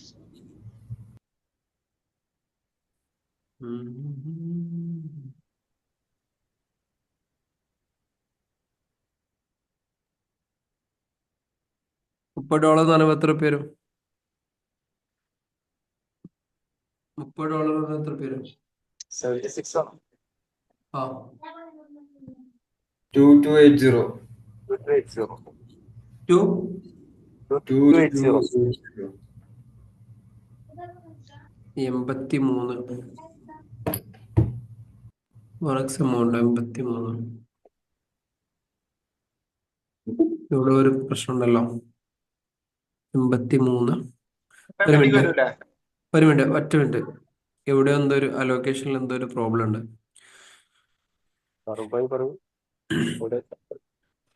ഫോറക്സ് അക്കൗണ്ട് ചെയ്ത ആരെങ്കിലും ഉണ്ടോ? ചെറിയ മിനിറ്റ്. ബാങ്ക് ചാർജസ് ഇവിടെ ഒരു മിസ്റ്റേക്ക് വന്നിട്ടുണ്ട്. ഒന്നുകൂടെ ചെക്ക് ചെയ്യാം. വൗച്ചറിൽ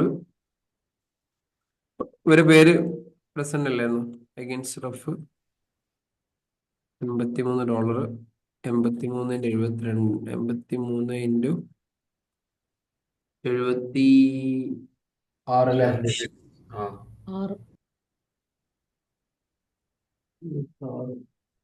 6308. നമുക്കൊരു കാര്യം ചെയ്താലോ?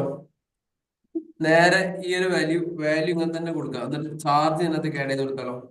ഒരു സമാണ് 5976. പിന്നെ ഇങ്ങനെ കൊടുക്കാം. $83 ബാങ്ക് ചാർജ് $30.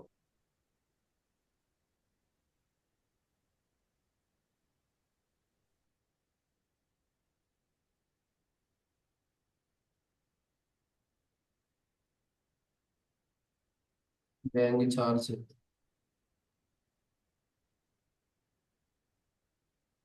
ചാർജ് നമ്മൾ എത്ര പറഞ്ഞത്?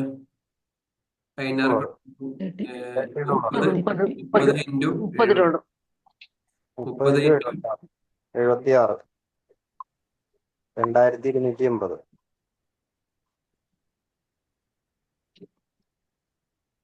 2280.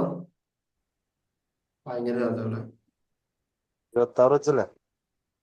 76 വെച്ചിട്ടാണെങ്കിൽ അത് 30 × 72. ചെറിയൊരു കൺഫ്യൂഷൻ എനിക്കുണ്ട്. എക്സ്ചേഞ്ച് എന്തോ പ്രോബ്ലം വന്നിട്ടുണ്ട്. എക്സ്ചേഞ്ചിൽ എന്തോ ഒരു പ്രോബ്ലം ഉണ്ട്. റേറ്റ് ഓഫ് എക്സ്ചേഞ്ച് എന്തോ പ്രശ്നം വന്നിട്ടുണ്ട്. എവിടെയോ എന്തോ ഒരു ചെറിയ മിസ്റ്റേക്ക് വന്നിട്ടുണ്ട്. ഇതെങ്ങനെ വരണം എന്ന് പറഞ്ഞുതരാം. പ്രസന്ന മാഡത്തിന്റെ അക്കൗണ്ടിലേക്ക് ഈ സാധനം കയറണം. ഞാൻ ഒന്നുകൂടി ഒന്ന് നോക്കട്ടെ. എവിടെയോ ഒരു അലോക്കേഷനിൽ എവിടെയോ പാളിയതാണെന്ന് തോന്നുന്നുണ്ട്. പ്രസന്ന മാഡത്തിന്റെ അടുത്ത് മൊത്തം കംപ്ലീറ്റ് എമൗണ്ട് വരണം. പിന്നെ ബാങ്ക് ചാർജ് ഒരു 30 ദിറംസ് വരണം. അത് കഴിഞ്ഞതിന് ശേഷം 4 രൂപയുടെ ഫോറക്സ് ഗെയിന് കയറണം. എന്നിട്ട് ബാലൻസ് എമൗണ്ട് റിസീവ് ചെയ്യണം. അങ്ങനെയാണ് വരിക. എന്തായാലും നമുക്ക് അടുത്ത ക്ലാസ് വിശദമായിട്ട് ചെയ്യാം. ഇവിടെ ഒരു അലോക്കേഷനിൽ എന്തോ പാളിക്കുന്നത് വിശദമായിട്ട് ചെയ്ത് ഓർമ്മിച്ച് വെക്കണേ. ഇവിടെയാണ് നമ്മൾ സാധനം സ്റ്റോപ്പ് ചെയ്തെന്നുള്ള സാധനം ഓർമ്മിച്ച് വെക്കണേ. ഓക്കെ, ഇത് കുറച്ച് ഒരു ചെറിയൊരു സാധനം മനസ്സിലായ കണക്കാണ്.